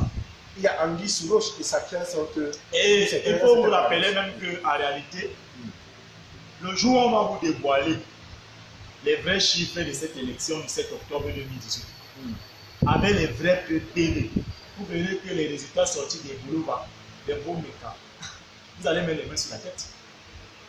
Mais comme nous savons qu'il y a des médias, des journalistes d'investigation dans le monde, ceux qui savent les enjeux des médias, qui mettent l'argent pour l'investigation, ce n'est plus loin d'ici le mois de juin, Mediapart va vous sortir les vrais procès-verbaux. Vous verrez que ce que les gravataires du Conseil constitutionnel ont proclamé là, ce n'est pas la vérité. C'est pour cela que lorsque Kamto Maurice, président de la République élu, a mis sur l'espace public son plan de résistance, il sait de quoi il parle. Ça a été au commis de l'État, monsieur. Il connaît ces systèmes génocidaires. Donc, quand vous parlez de Kamto qui a perdu dans son village, vous avez parfaitement raison. Vous avez vu même il y a un chef là, si c'est Pokamdo, c'est Pokam quoi, qui sait, c'est-à-dire que qui sait même bomber le torse et dire qu'il va excommunier Kamto. Et vous savez qu'il a été rappelé à l'ordre par les notables qui lui ont dit, monsieur de Ronavant, lorsque tu dois prendre la parole, tu dois nous consulter parce que ceux qui font la chefferie chez vous à l'ouest, ce sont les notables, c'est ça non? Donc je pense que c'est aux Camerounais eux-mêmes de faire leur jugement, de se faire une idée. Ceux qui attisent la haine tribale savent à quelle fin ils veulent aboutir. Mais la seule et unique chose que je peux leur dire, c'est que ça va jouer à leur défaveur. Effectivement, ça va jouer à leur défaveur. Je vais quand même vous dire qu'à Bamileke, dans mon village, on m'a fait savoir que Gara Amadi a eu 20%. Kamto venait très loin derrière lui avec 5% de campagne. Pourtant, on ne sait pas si Gara Amadi a fait une campagne de silence dans une toilette. Vous comprenez que ces chiffres sont à remettre quand même. Non, le problème de fond, c'est que c'est comme vous avez vu là-bas à un RDC. Lorsqu'il y a des dînes souterrains, on instruit aux gravataires du Conseil constitutionnel d'essayer de partager pour démontrer que l'électorat a été politiquement bien faite. C'est-à-dire, on gratifie les gens d'un certain pourcentage qui n'ont pas mérité. Vous avez vu qu'un Ndamdouya, même dans certains points, on vous dit qu'il a gagné. Pourtant, de manière visuelle comme ça, aucun Camerounais n'a vu le joulatisté Adamou Ndamdouya physiquement. Qui est sorti là une fois comme on est là. Voilà. Moi, je vous ai dit qu'un Ndamdouya, c'est un joulatisté comme Paul Biya. Ce sont tous les fils de lui pour le joula. Ndamdouya, dans l'opposition au Cameroun, ne le considérait pas comme un opposant. Ce sont des gens qui sont là pour faire, pour faire les troubles. Alors, monsieur Sébastien Bala, j'ai envie de revenir parce que sur la polémique, l'affaire de l'ambassade, les chefs d'accusation de lutte contre Maurice Kamto et l'insurrection étaient là. Mais on sait tous qu'ici, les manifestations n'ont pas cassé ne serait-ce qu'une bouteille. Et tout au contraire, ils ont été séquestrés par les forces de l'ordre. J'en veux pour preuve le cas de Michel Noki, la jeune anglophone qui a été touchée au niveau de l'hôpital central, le GLK qui est également encore couché sur son lit d'hôpital. Je cite ici Célestin Diamel. Alors, aujourd'hui, on veut faire savoir aux gens que ces chefs d'accusation retenus contre M. Kamto, ce serait lié au saccage de l'ambassade de Paris notamment. Alors, je me souviens, j'étais avec l'aîné et le chef d'aide politique à Radio Santou, Serge Bicol. Nous avons eu un entretien avec Paul-Henri Kingé. Je crois que c'était la semaine passée, si mes souvenirs sont ça, je n'ai pas la dans ma tête. Paul-Henri Kingé s'est même s'offusqué contre le plan de résistance de M. Maurice Kamto en disant qu'il fait partie des personnes qui lui avaient proposé de constituer un gouvernement, de nommer des ministres et des ambassadeurs, et que les gens, des Camerounais de la diaspora, qu'il devait s'en charger, lui, de les constituer, notamment la cité Kempta, le général Kempta, qui devait aller déloger les ambassadeurs pour installer les ambassadeurs que M. Kamto a nommés. M. Eric Kingé, je vais d'ailleurs publier cet extrait tout à l'heure, après notre live, je pouvais même le faire écouter, c'est 5 minutes. J'ai pris la peine de télécharger cet espace pour il expliquer qu'il s'est désolidarisé de M. Kamto au niveau du plan de résistance parce que M. Kamto a refusé, et ils ont même dit, M. Kamto est trop pacifiste, il est trop pondéré, il est trop tolérant. Comment, qu'advient-il donc aujourd'hui? On vient nous faire croire que les actes de vandalisme sont liés à M. Maurice Kamto, qui a toujours clamé le changement de la paix et qui, par ailleurs, dans les ordres, les instructions qu'il a données, qui sont publiées, que vous pouvez encore vérifier, dans son plan de résistance, il a demandé aux manifestants d'aborder les t-shirts, les habits blancs, lorsque les forces de l'ordre viennent, qu'ils ne discutent pas avec les forces de l'ordre, qu'ils ne les brutalisent pas, qu'ils s'asseyent, qu'ils lèvent les mains et qu'ils se c'est qu'ils ont fait à la pause. Ils l'ont d'ailleurs fait. Comment aujourd'hui, on vient nous parler d'insurrection? Non, comment comprendre? Le grand frère Paul-Henri Kingé a parfaitement raison. Moi-même, j'ordonne et je le redis encore à tous nos frères de la diaspora, s'ils sont sincères, qui disaient soutenir notre combat, j'ai listé l'autre jour 5 ambassades. L'ambassade des États-Unis, l'ambassade de France, l'ambassade du Canada, l'ambassade du Cameroun en Grande-Bretagne, en Suisse, en Belgique, donc 6. Ils doivent aller là-bas. Ils ne brutalisent personne, mais qu'ils mettent ces gens dehors. Ils réquisitionnent les bâtiments en question et qu'ils mettent les effigies de Kamto. Ça, c'est moi, je le dis et j'assume. Et je suis d'accord avec Paul-Henri Kingé. Vous savez pourquoi M. Paul-Henri Kingé est radical avec M. Biya? Moi, je le comprends. C'est peu quand vous allez me comprendre dans les prochains jours, quand je vais entrer sur tout.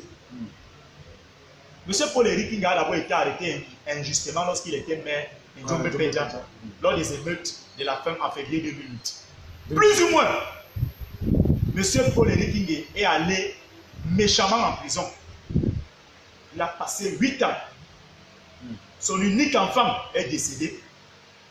Il a demandé l'autorisation du régisseur de la prison de Nouvelle qui lui a accordé cela au moment où il s'habillait pour se rendre sur le lieu des obsèques.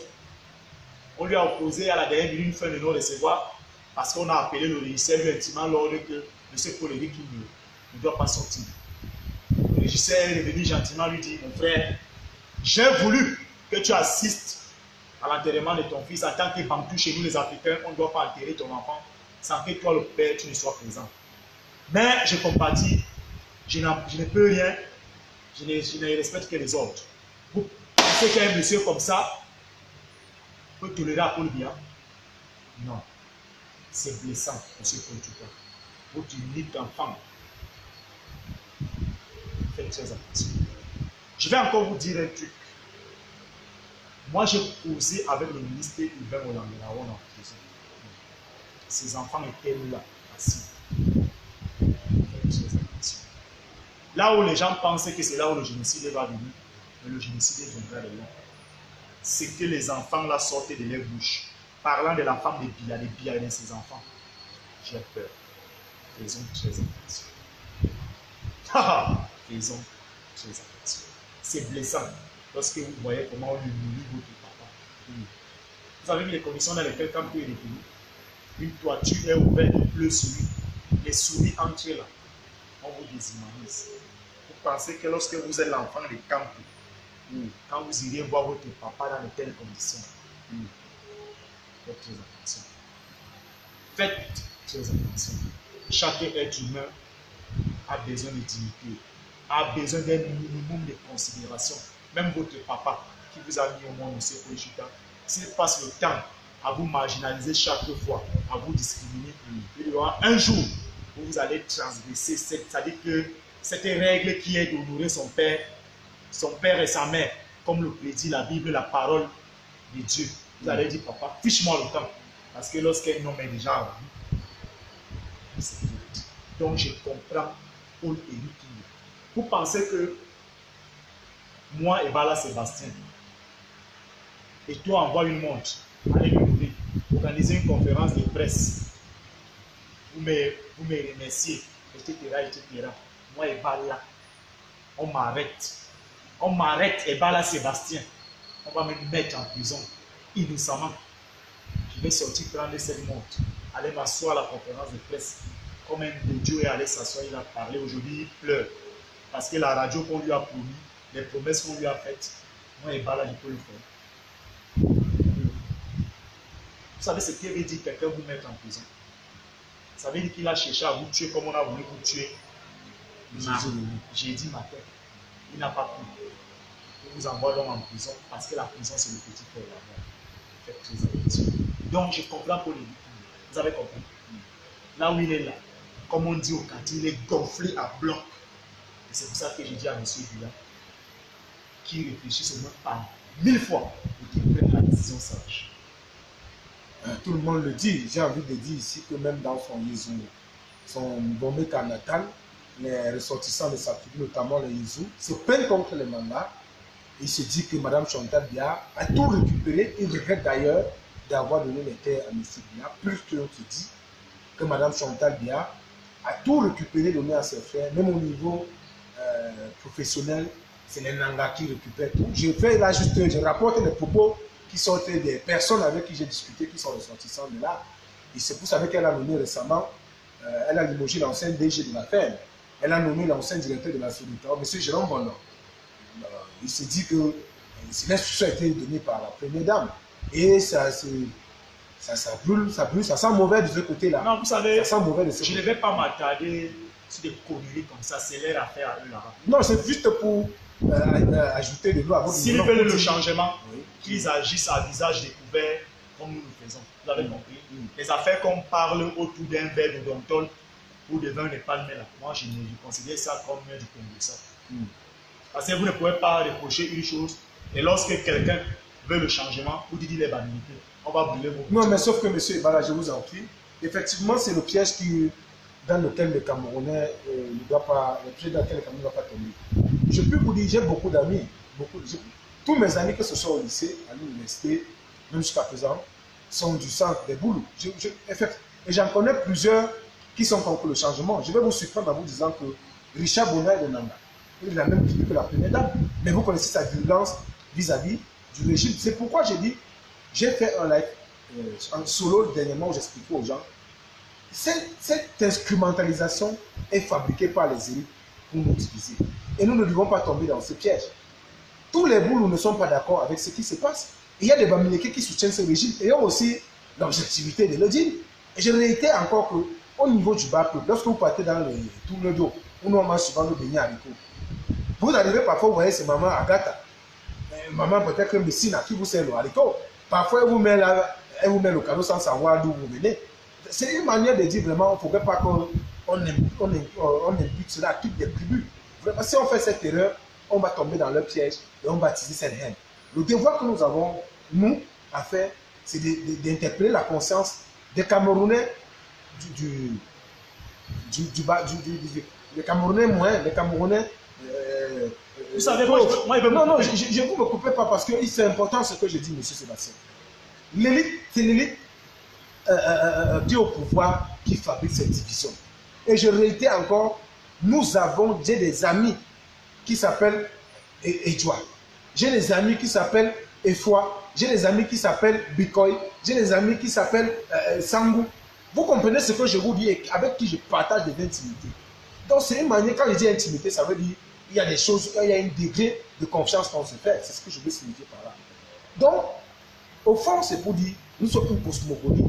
Et l'élite qui se sert donc de cette diversité culturelle, au lieu de l'employer pour former un Cameroun fort, veut plutôt nous diviser. C'est pourquoi aujourd'hui, on veut monter toutes les tribus contre les Bamileke parce que Maurice Kamto est farouchement opposé à Paul Biya. Oh, c'est ce discours qu'il faut tenir. Donc, dire les boulots, c'est pas, honnêtement, ma foi, c'est mon avis à moi, c'est pas bon, c'est jouer à léger. Vous avez la parole, monsieur. Non, je vais par là vous dire ceci.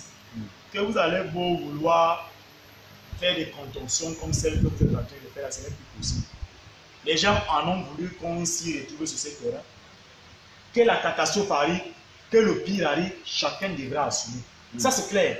Ce n'est pas moi et Bala maintenant parler ici, mais non, ne dites plus ça. Ne faites pas ça quand ça va commencer. Non, n'acceptez pas. Puisque les élites, comme vous dites très bien, et certains incultes à qui on donne un t-shirt, un pain, une sardine et 10 000 francs, acceptez de faire ça. Bon, comment on veut qu'on y arrive? Arrivons donc. Mais maintenant, on assumera les conséquences. Tant pis pour ceux qui mettront les mains sur la tête, puisqu'ils disent que les plus grands perdants, ça sera les Bamileke. On verra dans le rapport de force. Parce que moi, je vais dire quoi? Je vais dire quoi? Ce qui est marrant, c'est que ces élites Bamileke, ils sont muets. Ça veut dire que c'est une manière de dire qu'ils sont complices de ça. Non, je vais citer les Sylvestre Boutiquet qui ont mis beaucoup d'argent dans ça. Les Nia Fendi Marcel, les Claude le Parisien, les Fecha Coutez, les Jean Keke, les Danon Messi, les Mbouenchou, je peux les citer comme ça en un point fini. Mais tu vois comment on est en train de lessiver une tribu. Je dis bien, c'est un jeu qui est bien organisé. Pourquoi par le passé, ce n'était pas le cas? Dites-moi pourquoi par le passé, ce n'était pas le cas. Ce discours contre Bamileke qu'il fallait fabriquer n'était pas le cas. Lorsque vous êtes Bamileke et que vous avez une sympathie pour le changement, on vous colle directement la casquette du MRC. La seule et unique chose qui restait aux ressortissants Bamileke, c'est d'assumer. Lorsque vous assumez, le reste là, c'est des ragots. Je dis et je le répète, je ne peux plus apaiser, ce n'est plus à mon niveau. Les gens en ont voulu. C'est quelles personnes sur lesquelles les indigents camerounais ont cru. Aujourd'hui, qui s'asseyent à la télévision des villes polies, ont retourné les vestes, sont en train d'attiser cela, font des pamphlets de tontinards. Ça veut dire que ceux-là, vous pensez qu'ils sont idiots? Je dis et je le répète, on a dessiné le diable au but. Ce diable a fini par s'afficher. Assumons-le. Assumons-le. C'est pas Kamto qui a créé le concept de tontinard. Avant que le MSN ne naisse en 2012, je vous ai parlé des années de Blaise, en 90. Djekam Tchameni avait perdu toute une boutique. Jean-Michel Mintier a perdu toute une boutique parce que c'était des gens qui marchaient, parce qu'ils voulaient le multipartisme. On s'est attaqué au Bamileke et au Koulouba. En Palmaï, vous êtes au courant, non? Pourquoi il faut quand même connaître l'histoire de votre pays? Ça ne date pas d'aujourd'hui. Donc, vraiment, ne me fatiguez pas. Je ne dois pas me répéter, je ne dois pas refaire de la redite. Les gens ont dessiné le diable au mur. Ils assumeront les conséquences. Et bien, vous pensez que nous en serons épargnés? Il s'agit du temps. Nous avons aussi une mission, c'est ça. Moi, je vous ai dit que moi, la mort pour moi est comme une bouteille d'eau que je bois, elle tombe dans mon ventre. Le moment venu, lorsque la Bercy est pleine, je vais tout simplement la décharger.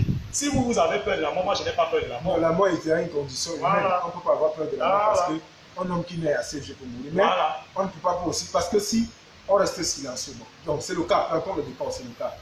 Faut-il verser de l'eau sur la braise pour encourager? Je ne verse pas. Interpeller. Je ne verse pas de l'eau ou alors de l'huile au feu. Mais je vous dis tout simplement que je peux venir ici là, sur votre tribune, comme je tiens un discours d'apaisement, mais vous avez des radicalistes qui vont s'asseoir ailleurs, qui attisent. Je ne vais pas là arrêter les gens sur les claviers, de ne pas continuer à écrire tontinard, ceci, cela. C'est un terme créé par M. Éric Mathias. Voilà. Parce qu'il faudrait qu'à un moment donné, il faut le dire, ethno-fasciste, bahamisation. Voilà. C'est les mots qui ont créé à la figure. Voilà, il faut le dire. C'est l'air tout aujourd'hui. Bon, vous voulez donc. Bon, moi je pense que jusqu'ici, il faut attirer l'attention des Camerounais. Je vous ai dit. Je vais vous dire. C'est-à-dire que je vous ai utilisé une petite phrasologie en vous disant que les Bamileke se sont détournés de ces genres de jeux. Ils ont mis l'homme au centre. Ils formaient les enfants.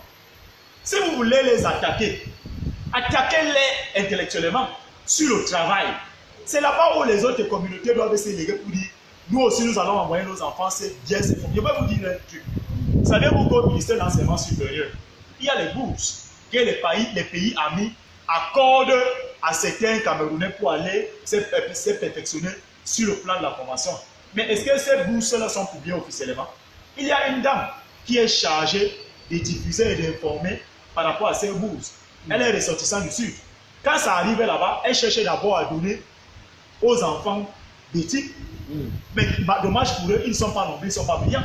Quand ils arrivent là-bas, soit ils se retrouvent dans les groupes de narcotrafiquants, comme ils aiment le sexe, soit ils se retrouvent soit dans l'homosexualité ou en train de courir dessus les vieilles blanches. C'est dommage. Mais regardez tous ces jeunes Bamileke qui sont ingénieurs au Canada, aux États-Unis, en Afrique du Sud. Je vous ai dit que les mamans sont les vendeuses de Vitacola. Les mamans sont les vendeuses de légumes, les vendeuses de bouillon dans les bars, les serveuses dans les bars. Mon frère, moi, ma maman était une simple travailleuse dans les champs. Mon père était un petit planteur. Il avait ses 3 sacs de cacao et demi. C'est avec ça qu'il nous a élevés. Il a 6 bacheliers, 3 doctorants. Mais attends, vous pensez que ma maman aujourd'hui devant les yeux de Dieu n'est pas une grande femme? Elle est une élite. Monsieur, oui. Je conviens ici que ma mère a vendu de la cola pour m'envoyer à l'école. Je me souviens, elle vendait de la cola. La cola, moi-même parfois quand j'ai rentré les classes. Mais c'est pas vraiment. Je pense que chaque type a sa particularité. C'est tout. Et son don. Et son don. Il ne faudrait pas qu'on fasse cet amalgame. Toutes les tribus se valent, c'est ce que je veux dire. Mais honnêtement, je pense encore que jusqu'ici, si le pays s'embrasse, ça ne profitera à personne. Nous devions plutôt combattre ceux-là qui, pour l'intérêt de vouloir se maintenir au pouvoir, veulent la guerre. C'est ce que nous devions dire. Quand vous voyez par exemple le discours, on est d'accord. Quand vous voyez le discours qu'un individu qui se dit ministre de la communication a tenu hier à RFI, au micro de Sonia Rollet. Concernant les deux journalistes. Oui, il dit qu'ils ont pris part à la manifestation. Ils ont participé à la manifestation. Bon, j'ai ironisé en posant. Mais regardez quelqu'un qui ment. Non, mais monsieur Bana, il n'a pas menti. J'ai ironisé oui. en interrogeant la policimisation du mot participer. Puisque en journalisme, vous ne pouvez pas, pour recouper, pour couvrir un événement, il faudrait que vous y preniez part. Voilà. Comment quelqu'un peut couvrir un événement sans que tu sois participé? Autre question. Est-ce qu'il y avait marché lundi? Non. Vous savez que beaucoup d'entre eux ont fait des humanités au rabais. Vous savez que je vous ai dit qu'à l'époque, comme on avait besoin, c'est-à-dire que les jeunes cadres camerounais, donc de temps à autre, les gens, on pouvait même les faire usurper les obtentions des baccalauréats pour se retrouver là où ils sont là. Comme vous dites très bien, participer veut dire que vous étiez présent lors de la manif. C'est ce que ça veut dire dans la sémantique langagière. Et ce lundi, il n'y a pas de manifestation. Je pense que c'est plus ou moins qu'il a un fils qui est sous-préfet à Kibi, deuxième. Il a aussi fait des études au rabais. Peut-être s'il a fait des très bonnes humanités, il pourra un peu aller dire à son père ce qu'il veut dire participer et prendre part. Victor, je vous prie, n'entrez pas dans la polémique. On peut parler, le Cameroun a des sérieux problèmes que les individus. Ce que je voudrais dire, aujourd'hui, M. Sébastien Bala, il y a 13 militants du MRC, donc 11 hommes et 2 femmes qui se trouvent à la prison centrale de Bénin, parmi lesquels le cadre du parti Le Bon Gachoua, Gilbert. Ils sont passés au tribunal hier à 7h30. Le procès a été reporté au 15 mars. La date, l'une des raisons sur le report, sur la date du 15, a été, pardon, je ne sais pas en son nom, excuse, a été les obsèques de Jean Foumanaka. Comment est-ce que vous expliquez? Il y a plus de 200, il y a pratiquement 200 personnes qui sont interpellées. 13 sont traduits directement au tribunal à la prison centrale de Colombie. Quelle avenir? Non, vous savez, tout ça, ce sont les actes d'intimidation. Tout ça, c'est une forme de répression. Je dis tout simplement que j'ai compatis à tous ces 3 militants. Je leur dis de tenir bon. Et je demande à toutes les familles et l'ensemble des autres Camerounais sérieux, même ceux qui sont du côté de la diaspora, de soutenir ces militants qui se retrouvent de ces côtés même sur le plan financier, sur le plan matériel, même sur le plan spirituel. Ça dit, la victoire est à nous, la bravoure est à nous, le bout, ça dit que le bout du tunnel est déjà là. Vous utilisez là une expression de M. Paul Biya. Ça dit que le bout du tunnel est déjà là, mais ce n'est pas lui qui l'a créé. En ce qu'il sache. Parce qu'il n'a jamais écrit un ouvrage, il n'a jamais créé une phrase. Ce n'est jamais lui. On lui a fait porter la responsabilité, mais le concepteur de cela, c'était Sénégal pour les autres. Vraiment, c'est une polémique qu'on n'entend pas. Voilà. Donc, je dis, je reste solidaire à eux. Dieu est au contrôle. Les humiliations que nous subissons, le pire est à venir pour ceux qui pensaient vouloir nous humilier, qui reportaient même ça en 2020. Le plus important, c'est qu'un jour à l'autre, ils seront jugés et les droits les seront restitués. Un jour à l'autre, ils seront jugés et les droits les seront restitués. Voilà donc sur ce thème que nous allons mettre un thème à cet échange avec notre frère, désormais consultant, Sébastien Ebala, qui sera avec nous à tout moment. Et j'entends les gens se poser la question.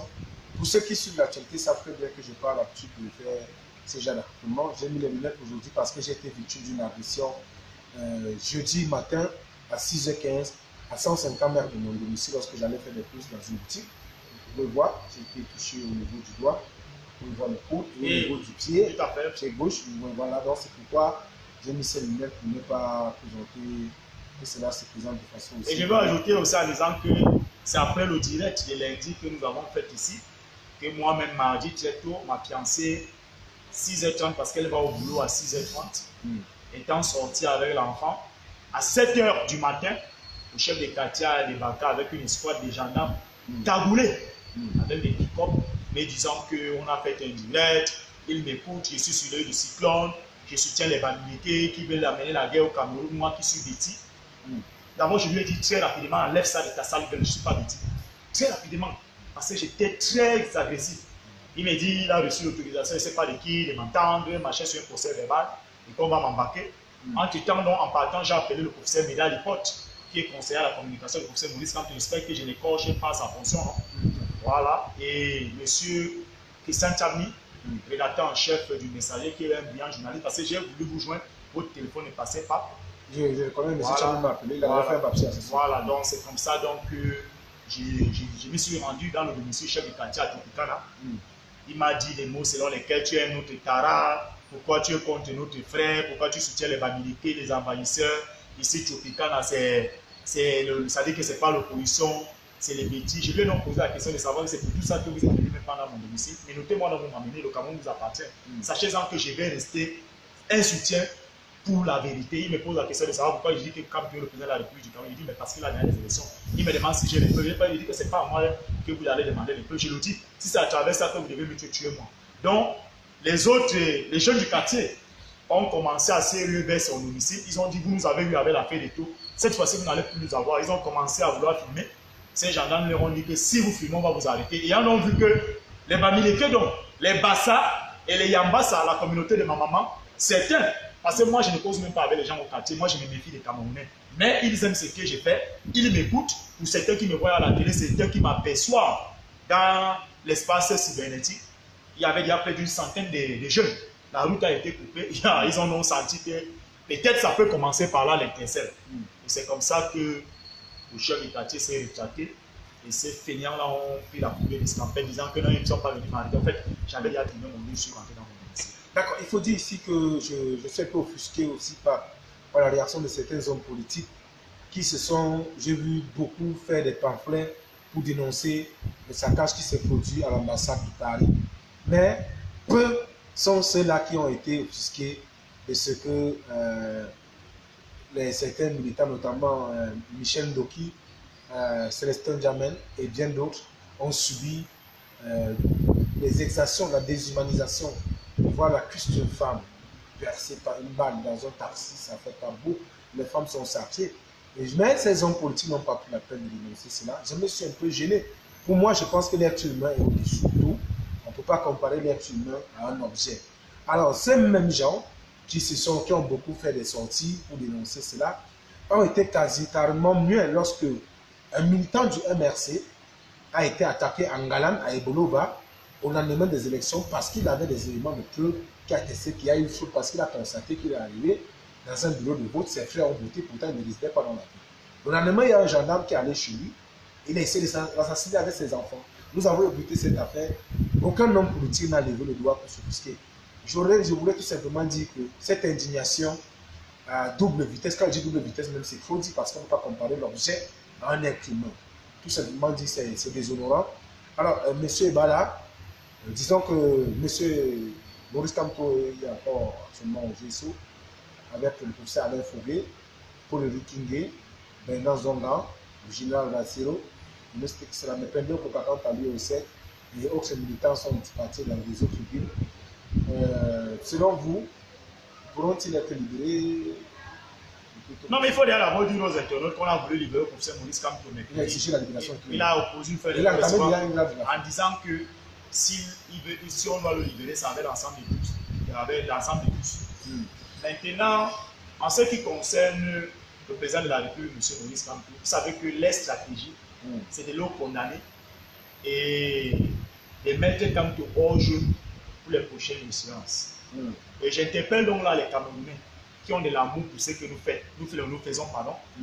C'est vrai d'écrire comme ça sur Internet, nous féliciter, mais j'appelle tous ces Camerounais que si le professeur Kamto venait à être traduit au tribunal pour être jugé, c'est là où vous devez donc nous montrer votre amour, votre bravoure en envahissant le tribunal. Pas que vous cassez, pas que vous détruisez, mais que nous manifestons pacifiquement, que nous ayons un rapport de force, comme le jour où il avait fait son dernier meeting à Yaoundé, à l'esplanade du stade de Misfor, pour montrer aux lucifériens, aux génocidaires, à ces nécrophiles, la bande d'aristocrates, qu'il y a encore des Camerounais qui sont dignes dans ces pays. Donc je dis tout simplement pour ce Maurice Kamto, de garder la foi. La grève de la faim, c'est une pénitence aussi. Je lui dis tout simplement de tenir bon. Nous tenons aussi bon. Comme ils ont décidé de dire qu'ils vont nous tuer pour que le Cameroun leur revienne, qu'ils nous tuent et nous prendrons Dieu à témoin. Il va nous recevoir grandement. Le paradis est déjà réservé pour nous. Moi, je peux vous dire, en exclusivité à mon deux vision, que moi, j'irai au paradis. J'ai peu commis des péchés. Vous avez compris, non? Moi, Ebala, j'irai au paradis. Ebala ira au paradis. Vraiment, peut-être Chouta également ira au paradis.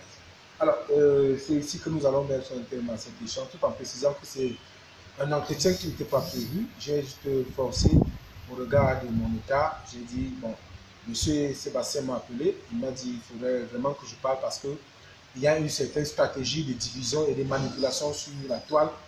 D'autant plus que le MRC a demandé de ne plus poursuivre la marche. Il y a une instrumentalisation, il faudrait faire un point dessus. Donc, je me suis efforcé et Dieu m'a donné la force. Je suis encore très dans une situation basta.